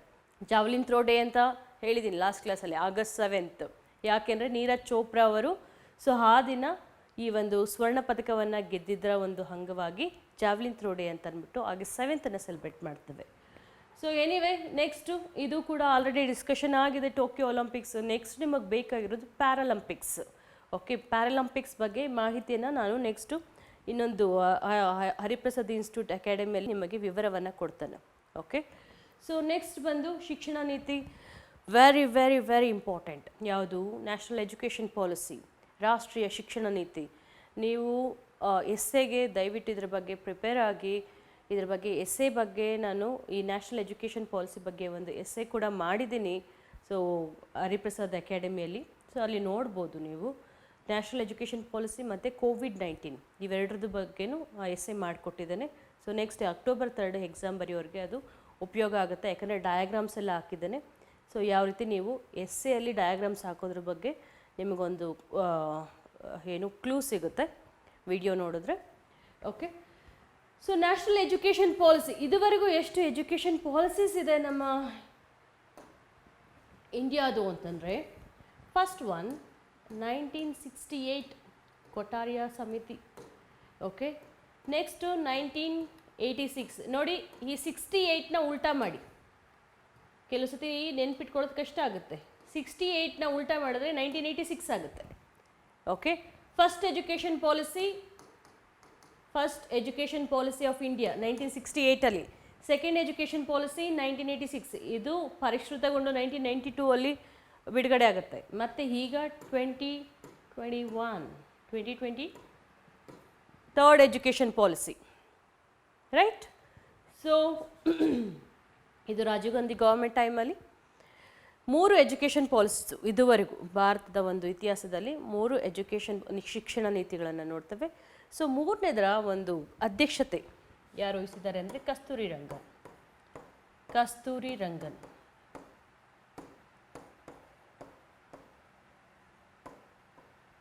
ಸೊ ಇವರ ಅಧ್ಯಕ್ಷತೆಯಲ್ಲಿ, ಇದರ ಜೊತೆ ಸದಸ್ಯರು ಕೂಡ ಇದ್ದಾರೆ. ನಮ್ಮ ಕರ್ನಾಟಕದ ಶ್ರೀಧರನ್ ಅವರು ಈ ಒಂದು ನೂತನ ಶಿಕ್ಷಣ ನೀತಿಯ ಸಮಿತಿಯಲ್ಲಿ ನಮ್ಮ ಕರ್ನಾಟಕದ ಸದಸ್ಯರಿದ್ದಾರೆ, ಅವರು ಶ್ರೀಧರನ್. ಓಕೆ, ಸೊ ಈ ಎಜುಕೇಷನ್ ಪಾಲಿಸಿಯನ್ನು ಮೊಟ್ಟ ಮೊದಲು ಜಾರಿಗೊಳಿಸ್ತಿರುವಂತಹ ರಾಜ್ಯ ಬಂದು ಕರ್ನಾಟಕ. ಓಕೆ, ಸೊ ಅದರಲ್ಲೂ ಈ ಒಂದು ಧಾರವಾಡ ವಿಶ್ವವಿದ್ಯಾಲಯ, ಸೊ ಅದು ಈ ಒಂದು ನ್ಯೂ ಎಜುಕೇಷನ್ ಪಾಲಿಸಿನ ಇಂಪ್ಲಿಮೆಂಟ್ ಮಾಡಬೇಕು ಅಂತ ಯೋಜಿಸಿದೆ. ಓಕೆ, ಸೆಕೆಂಡ್ ಸ್ಟೇಟ್ ಬಂದು ಮಧ್ಯಪ್ರದೇಶ್, ನ್ಯೂ ಎಜುಕೇಷನ್ ಪಾಲಿಸಿ. ಇದಕ್ಕೆ ಬೇಕಾದಂತಹ ಒಂದು ಕೋರ್ಸ್ ಕೂಡ ಹೇಳಿದ್ದೀನಿ, ಒಂದು 10 ಕೋರ್ಸ್ ಎಜುಕೇಷನ್ಗೆ ಸಂಬಂಧಿಸಿದಂತಹ ಒಂದು 10 ಕೋರ್ಸ್ ಕೂಡ ನಾನು ಆ ವಿಡಿಯೋದಲ್ಲಿ ಹೇಳಿದ್ದೀನಿ. ನಿಮ್ಗೆ ಯಾವ್ದು ಬೇಕೋ ಅದನ್ನು ನೀವು ಪಿಕ್ ಮಾಡ್ಕೋಬೋದು. ಓಕೆ, ಸೊ ಇದ್ರ ಜೊತೆಗೆ ನೋಡಿ ಎಸ್ಸೈಸು ಯಾವ್ದ್ಯಾವ್ದು ಬರುತ್ತೆ ಅಂತ ಒಂದು ಅಂದಾಜು ನೋಡೋದಾದರೆ, ಒಂದು ನ್ಯೂ ಎಜುಕೇಷನ್ ಪಾಲಿಸಿ ನೋಡ್ಕೊಳ್ಳಿ, ಇನ್ನೊಂದು ಆನ್ಲೈನ್ ಎಜುಕೇಷನ್ ನೋಡ್ಕೊಳ್ಳಿ, ನೆಕ್ಸ್ಟ್ ಕೊರೋನಾ ಮಹಾಮಾರಿ, ಇದು ಪರಿಸರದ ಮೇಲೆ ಯಾವ ರೀತಿ ಪರಿಣಾಮ ಬೀರಿದೆ, ಸಾಮಾಜಿಕ ಪರಿಣಾಮ ಯಾವ ರೀತಿ ಬೀರಿದೆ, ಆರ್ಥಿಕ ಪರಿಣಾಮಗಳು ಯಾವ ರೀತಿ ಬೀರಿದೆ. ಓಕೆ, ಸೊ ಅದರ ಜೊತೆಗೆ ರಾಷ್ಟ್ರೀಯ ವಿಪತ್ತುಗಳಾಗ್ಬೋದು, ಮತ್ತು ಇತ್ತೀಚೆಗೆ ಈ ಒಂದು ಮಕ್ಕಳ ಮೇಲೆ ಮತ್ತು ಮಹಿಳೆಯರ ಮೇಲೆ ಆಗ್ತಿರುವಂತಹ ಲೈಂಗಿಕ ದೌರ್ಜನ್ಯ ಮತ್ತು ಭಯೋತ್ಪಾದನೆ. ಸೊ ಒಂದು ಕೆಲವನ್ನು ಹೆಸರಿಸೋದಾದರೆ, okay, these are few essay topics that you must note down. Okay, ಇವುಗಳ ಮೇಲೆ ಪ್ರಿಪೇರ್ ಆಗಿ. ಈಗ ಹೆಚ್ಚು ಕಾಲಾವಕಾಶ ಇಲ್ಲ, ಪ್ರಿಪೇರ್ ಆಗಿರೋದನ್ನೇ ನೀವು ರಿವೈಸ್ ಮಾಡ್ತಾ ಹೋಗಿ, ಅಥವಾ ಯಾವುದಾದ್ರೂ ಪ್ರಿಪೇರ್ಡ್ ಇದ್ದರೆ, ಇನ್ನೂ ಏನು ಓದ್ಕೊಂಡಿಲ್ಲ ಅಂದರೆ ಪ್ರಿಪೇರ್ಡ್ ಇರೋಂತಹ ನೋಟ್ಸನ್ನು ತೆಗೆದು ನೋಡ್ತಾ ಇರಿ. ಓಕೆ, ಸೈಬರ್ ಕ್ರೈಮ್ ಆಗ್ಬೋದು, ಕೆಲವೊಂದು ಸ್ಟ್ಯಾಗ್ನೆಂಟ್ ಟಾಪಿಕ್ಸ್ ಇದೆ. ಸ್ಟ್ಯಾಗ್ನೆಂಟ್ ಅಂದರೆ ಅವು ಸ್ಟ್ಯಾಟಿಕ್ ಅಂತ ಕರಿತೀವಿ. ಫಾರ್ ಎಕ್ಸಾಂಪಲ್ ಮಹಿಳಾ ಸಬಲೀಕರಣ ಆಗ್ಬೋದು, ಪೊಲೀಸ್ ಸುಧಾರಣೆಗಳಾಗ್ಬೋದು, ಸೊ ಚುನಾವಣಾ ಸುಧಾರಣೆಗಳಾಗ್ಬೋದು, ಸೈಬರ್ ಕ್ರೈಮ್ ಆಗ್ಬೋದು, ಜಾಗತಿಕ ತಾಪಮಾನ, ಜೈವಿಕ ವೈವಿಧ್ಯತೆ, ಸೊ ಪ್ಲಾಸ್ಟಿಕ್ ಮಾಲಿನ್ಯ, ಪರಿಸರ ಮಾಲಿನ್ಯ, ಸೊ ಭಯೋತ್ಪಾದನೆ, ನಕ್ಸಲಿಸಮ್, ಇವೆಲ್ಲ ಕೂಡ ಕೆಲವೊಂದು ಸ್ಟ್ಯಾಟಿಕ್ ಪಾರ್ಟ್ಸ್. ಓಕೆ, ಸ್ಟ್ಯಾಟಿಕ್ ಅಂತಂದರೆ ಅದರ ಮೇಲೆ ಒಂದು ಬರೋಂಥ ಸಾಧ್ಯತೆ ಇರುತ್ತೆ. ಮತ್ತು ಕೆಲವೊಂದು ಕಾಂಟೆಂಪ್ರರಿ ಅಂತಂದರೆ ಪ್ರಚಲಿತ. ಓಕೆ, ಸೊ ನಾನು ಈಗ ಹೇಳಿದ್ನಲ್ಲ, ಕೋವಿಡ್ ಪ್ರಚಲಿತ ಆಗುತ್ತೆ, ಆನ್ಲೈನ್ ಎಜುಕೇಷನ್ ಪ್ರಚಲಿತ ಆಗುತ್ತೆ, ನ್ಯೂ ಎಜುಕೇಷನ್ ಪಾಲಿಸಿ ಪ್ರಚಲಿತ ಆಗುತ್ತೆ, ಸೊ ಡಿಸಾಸ್ಟರ್ ಮ್ಯಾನೇಜ್ಮೆಂಟ್, ವಿಪತ್ತು ನಿರ್ವಹಣೆ ಪ್ರಚಲಿತ ಆಗುತ್ತೆ, ಕ್ಲೈಮೇಟ್ ಚೇಂಜ್ ಪ್ರಚಲಿತ ಆಗುತ್ತೆ. ಸೊ ಈ ರೀತಿ ಕೆಲವು ಟಾಪಿಕ್ಸ್ನ ನೀವು ಚೂಸ್ ಮಾಡ್ಕೋಬೇಕಾಗತ್ತೆ. ಈಗ ಭಯೋತ್ಪಾದನೆ ಏನಕ್ಕೆ ಅಂತಂದರೆ, ಈ ಒಂದು ಆಫ್ಘಾನಿಸ್ತಾನದಲ್ಲಿ ತಾಲಿಬಾನ್ ಉಗ್ರರು ಆಫ್ಘಾನಿಸ್ತಾನ ಅತಿಕ್ರಮಿಸ್ಕೊಂಡ್ರಲ್ಲ, ಸೊ ಹಾಗಾಗಿ ಭಯೋತ್ಪಾದನೆ ಕೂಡ ಇಂಪಾರ್ಟೆಂಟ್ ಆಗುತ್ತೆ. ಆಜಾದಿ ಕಾ ಅಮೃತ್ ಮಹೋತ್ಸವ್, ಇದು ತುಂಬ ನ್ಯೂಟ್ರಲ್ ಟಾಪಿಕ್, ಸೊ ಈಸಿಯಾಗಿ ತೊಗೊಂಡ್ಬಿಡ್ಬೋದು. ಆಮೇಲೆ ಪೆಗಾಸಸ್ ಬಗ್ಗೆ ಎಲ್ಲ ದಯವಿಟ್ಟು ಪ್ರಿಪೇರ್ ಆಗಲಿಕ್ಕೆ ಹೋಗಬೇಡಿ. ಕಮ್ಯುನಲ್ ಇಶ್ಯೂಸ್ ತೊಗೊಳಕ್ಕೆ ಹೋಗಬೇಡಿ. ಕಮ್ಯುನಲ್ ಇಶ್ಯೂಸ್ ಅಂತಂದರೆ ಈ ಕೋಮು ಸಂಘರ್ಷ. ಓಕೆ, ಸೊ ಕೋಮುವಾದದ ಬಗ್ಗೆ ಯಾವುದೇ ಕಾರಣಕ್ಕೂ ತೊಗೊಳ್ಬಾರ್ದು.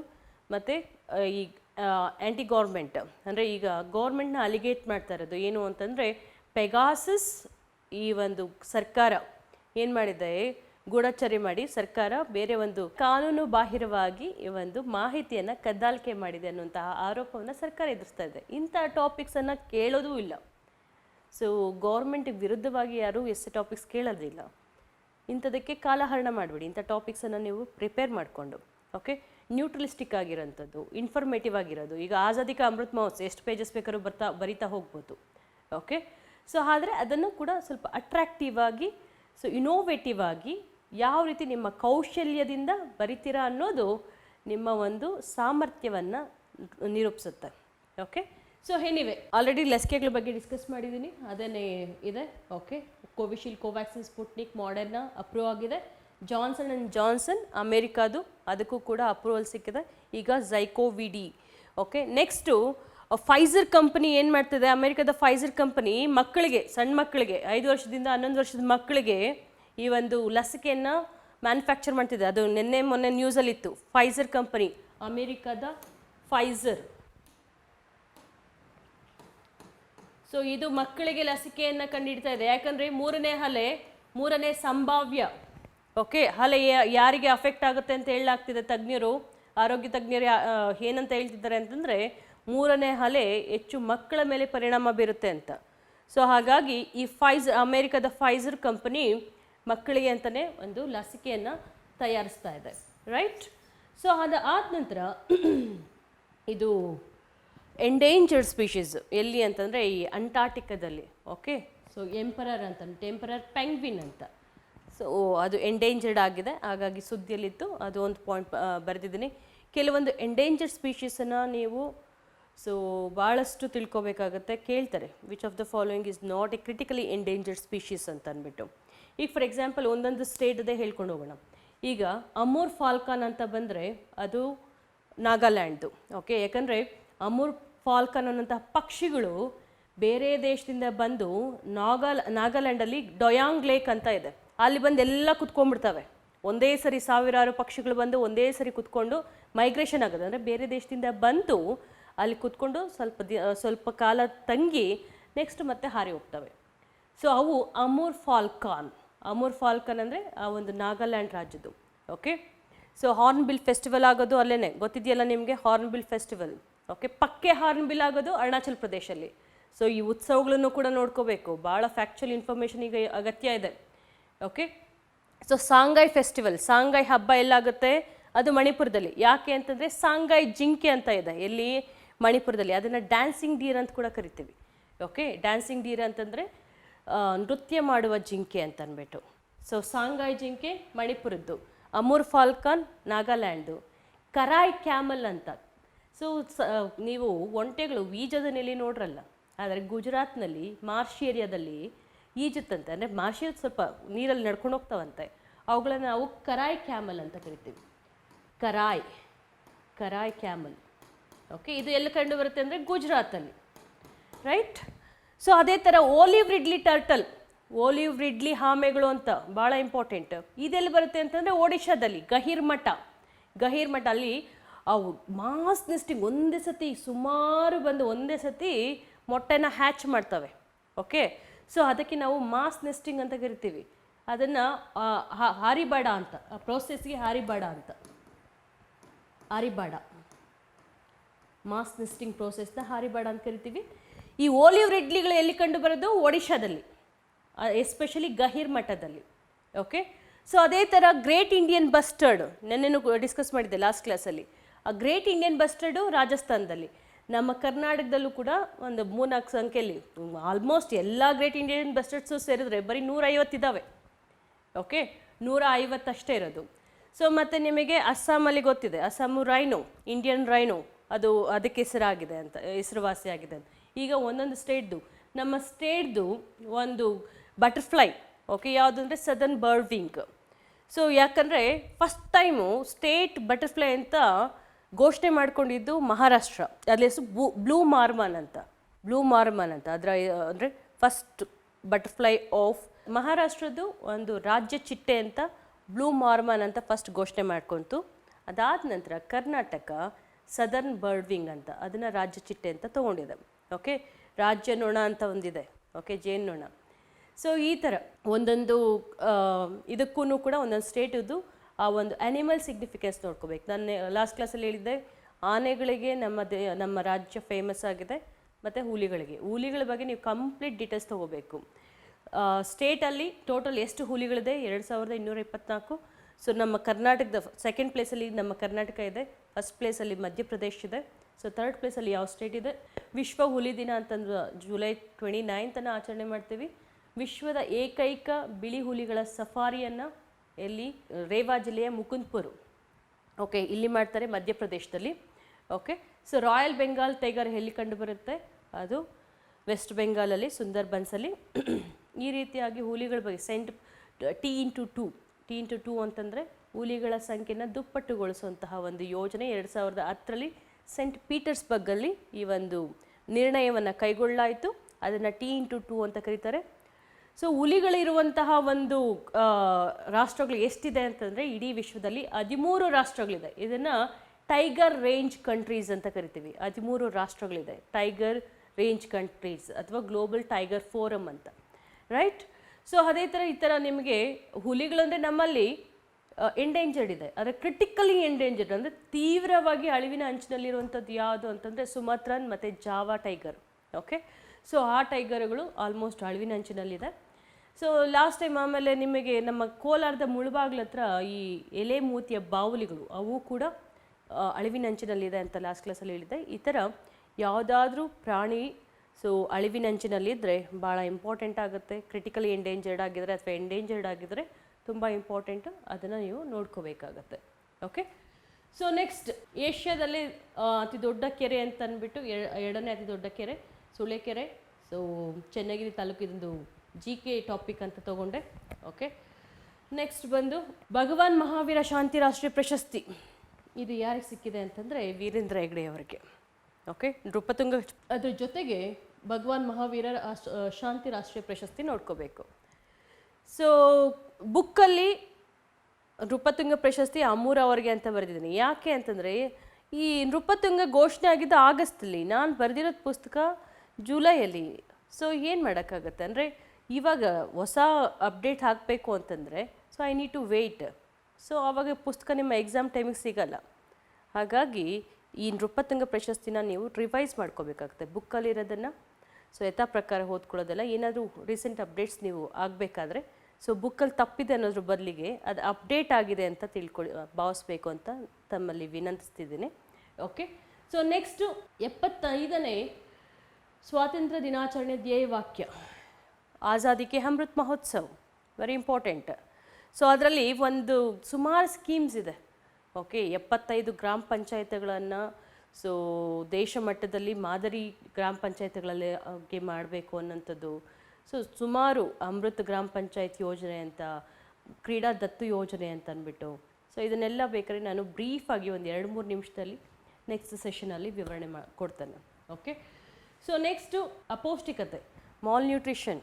ಓಕೆ, ಸೊ ರಾಜ್ಯದಲ್ಲಿ ಇವಾಗಲೂ ಕೂಡ ಕುಬ್ಜ ಮಕ್ಕಳು, ಓಕೆ, ಅನೇಮಿಕ್ ಮಕ್ಕಳು, ಸೊ ರಕ್ತಹೀನತೆಯಿಂದ ಬಳಲ್ತಿರೋರು, ಸೊ ಹೆಚ್ಚಾಗಿ ಅಪೌಷ್ಟಿಕತೆಯಿಂದ ಬಳಲ್ತಿರೋಂತಹ ಮಕ್ಕಳು ಹೆಚ್ಚಾಗಿ ಕಂಡು ಬರ್ತಿದ್ದಾರೆ.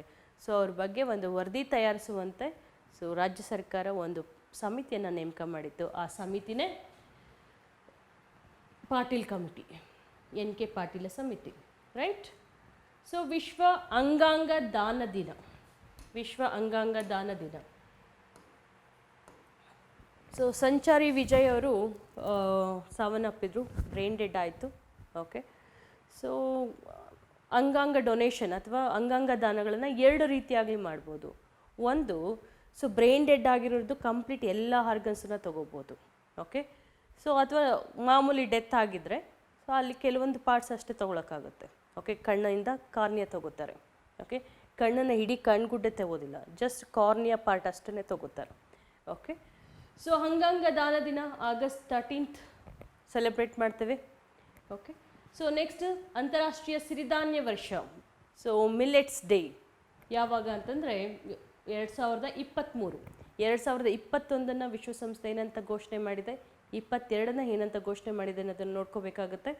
ಓಕೆ, ಸೊ ನೆಕ್ಸ್ಟ್ ರಾಷ್ಟ್ರೀಯ ಜಾವ್ಲಿನ್ ದಿನ, ನಾನು ಆಗಲೇ ಡಿಸ್ಕಸ್ ಮಾಡಿದ್ದೇನೆ.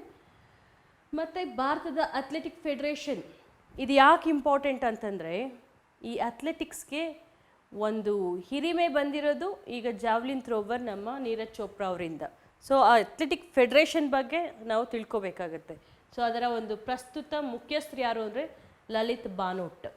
ಸೊ ಫಸ್ಟ್ ಜಾವ್ಲಿನ್ ಥ್ರೋ ಚಾಂಪಿಯನ್ಶಿಪ್ಪನ್ನು ಅಥ್ಲೆಟಿಕ್ ಫೆಡರೇಷನ್ ಯಾವಾಗ ಸ್ಟಾರ್ಟ್ ಮಾಡ್ತು ಅಂತಂದರೆ 2018ರಲ್ಲಿ, ರೈಟ್. ಸೊ ನೆಕ್ಸ್ಟು ರಾಷ್ಟ್ರೀಯ ಜೈವಿಕ ಇಂಧನ ನೀತಿ. ಸೊ 2030ರೊಳಗೆ ಸೊ ಪೆಟ್ರೋಲಲ್ಲಿ ನಾವು 20% ಮತ್ತು ಡೀಸೆಲಲ್ಲಿ 5% ಎಥನಾಲನ್ನು ಮಿಶ್ರಣ ಮಾಡಬೇಕು ಅಂತ. ಸೊ ಲಾಸ್ಟ್ ಕ್ಲಾಸಲ್ಲಿ ನಾನು ಡಿಸ್ಕಸ್ ಮಾಡಿದ್ದೀನಿ, ಹಾಗಾಗಿ ಹೆಚ್ಚು ಡಿಟೇಲ್ ಆಗಿ ಹೋಗೋದಿಲ್ಲ. ಏನಪ್ಪ ಅಂತಂದರೆ ನಾವು ಬೇರೆ ದೇಶಗಳ ಮೇಲೆ ಡಿಪೆಂಡ್ ಆಗಿದ್ದೀವಲ್ಲ ಪೆಟ್ರೋಲ್ಗೋಸ್ಕರ, ಅದನ್ನು ಕಡಿಮೆ ಮಾಡಬೇಕು. ಸೊ ನಮ್ಮಲ್ಲಿ ಕಚ್ಚಾ ತೈಲ ಬಾವಿಗಳಿಲ್ಲ, ಓಕೆ, ಆಮದು ಮಾಡ್ಕೋಬೇಕು. ಹಾಗಾಗಿ ಮತ್ತು ಪರಿಸರ ಸ್ನೇಹಿ ಇಂಧನವನ್ನು ನಾವು ಇನ್ನಷ್ಟು ಹೆಚ್ಚಾಗಿ ಬಳಕೆ ಮಾಡಬೇಕು. ಅದಕ್ಕೋಸ್ಕರ ಏನು ಮಾಡ್ಬೋದು, ಪರ್ಯಾಯ ಮಾರ್ಗಗಳನ್ನು ಹುಡ್ಕೋದು. ಯಾವುದು, for example electric vehicles, fame scheme faster adoption and manufacturing of electric vehicles, fame scheme ಆಗ್ಬೋದು, ಜೈವಿಕ ಇಂಧನ ನೀತಿ ಆಗ್ಬೋದು. ಮತ್ತು ಈಗ ನೋಡಿ ಮಾಲಿನ್ಯಕ್ಕೆ ಭಾಳಷ್ಟು ಹೆಚ್ಚಿನ ಒಂದು ಕೊಡುಗೆ ಕೊಡ್ತಾ ಇರೋದು ಯಾವುದು, ಈ ಗುಜರಿ ವಾಹನಗಳು ಹೆಚ್ಚು ಕಾರ್ಬನ್ ಡೈಆಕ್ಸೈಡ್ ದಟ್ಟವಾದಂತಹ ಹೊಗೆಯನ್ನು ಬಿಡ್ತಾ ಹೋಗ್ತಿದ್ದಾವೆ. ಅದಕ್ಕೋಸ್ಕರ ಈಗ ಸ್ಕ್ರ್ಯಾಪೇಜ್ ಪಾಲಿಸಿ, ಗುಜರಿ ನೀತಿ ಅಂತ ತಂದಿದೆ ಕೇಂದ್ರ ಸರ್ಕಾರ. ಸೊ 15 ವರ್ಷಕ್ಕಿಂತ ಹೆಚ್ಚು ಈ ಒಂದು ಆಯಸ್ಸಿರುವಂತಹ ವಾಣಿಜ್ಯ ವಾಹನಗಳು ಅವುಗಳನ್ನು ಬಳಸುವಂತಿಲ್ಲ.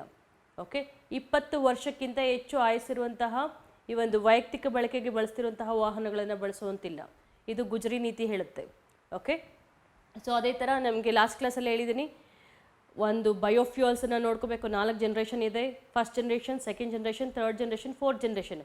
ಮೊದಲನೇ ಪೀಳಿಗೆ ಅಂತಂದರೆ ಆಹಾರ ಪದಾರ್ಥಗಳಿಂದ, ಎರಡನೇದು ಅಂತಂದರೆ ಈ ಒಂದು ಮೇವು, ಓಕೆ, ಫಾಡರ್, ಓಕೆ, ಮೇವಿನಿಂದ ಈ ಒಂದು ಜೈವಿಕ ಇಂಧನನ ತಗೋತಾರೆ. ಮತ್ತು ಮೂರನೇದು ಏನಪ್ಪ ಅಂತಂದರೆ ಆಲ್ಗೆಯಿಂದ ತಗೋತಾರೆ, ಅಥವಾ ಈ ಒಂದು ಹಾಲ್ಗೆನ ಇನ್ನೊಂದು ಕನ್ನಡದಲ್ಲಿ ಪಾಚಿಗಳು ಅಂತ ಕರಿತೀವಿ. 4ನೇದು ಈ ಒಂದು ಕುಲಂತರಿ ತಂತ್ರಜ್ಞಾನದಿಂದ ಪಡ್ಕೋತಾರೆ. ಓಕೆ, ಸೊ ಲಾಸ್ಟ್ ಈ ಎಕ್ಸಾಮ್ UPSC ಎಕ್ಸಾಮ್ಸ್ ಕೇಳಿದ್ದಾನೆ ಇದನ್ನು. ಸೊ ಮತ್ತು ಟ್ರಾನ್ಸ್ಹಿಸ್ಟರಿಫಿಕೇಷನ್ ಮತ್ತು ಫರ್ಮೆಂಟೇಷನ್ ಇವು ನೆನ್ಪಿಟ್ಕೋಬೇಕು.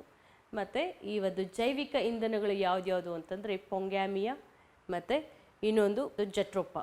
ಓಕೆ, ಸೋಯಾಬೀನಿಂದ ಕೂಡ ಪಡ್ಕೋಬೋದು. ಸೊ ಇಷ್ಟು ಜೈವಿಕ ಇಂಧನಗಳದ್ದು ಆಲ್ರೆಡಿ ತುಂಬ ಡಿಸ್ಕಸ್ ಮಾಡಿದ್ದೀನಿ, ಹಾಗಾಗಿ ಬ್ರೀಫಾಗಿ ಹೇಳ್ಕೊಳ್ತಾ ಹೋಗ್ತಾ ಇದ್ದೀನಿ. ಓಕೆ, ನೆಕ್ಸ್ಟು ಈ ಒಂದು ಕೋವ್ಯಾಕ್ಸಿನನ್ನು ನಮ್ಮ ಕರ್ನಾಟಕದಲ್ಲಿ ಪ್ರೊಡ್ಯೂಸ್ ಮಾಡ್ತಿದ್ದಾರೆ. ಎಲ್ಲಿ ಗೊತ್ತಾ? ಕೋಲಾರದ ಹತ್ರ ಮಾಲೂರು ಎಂಬಲ್ಲಿ.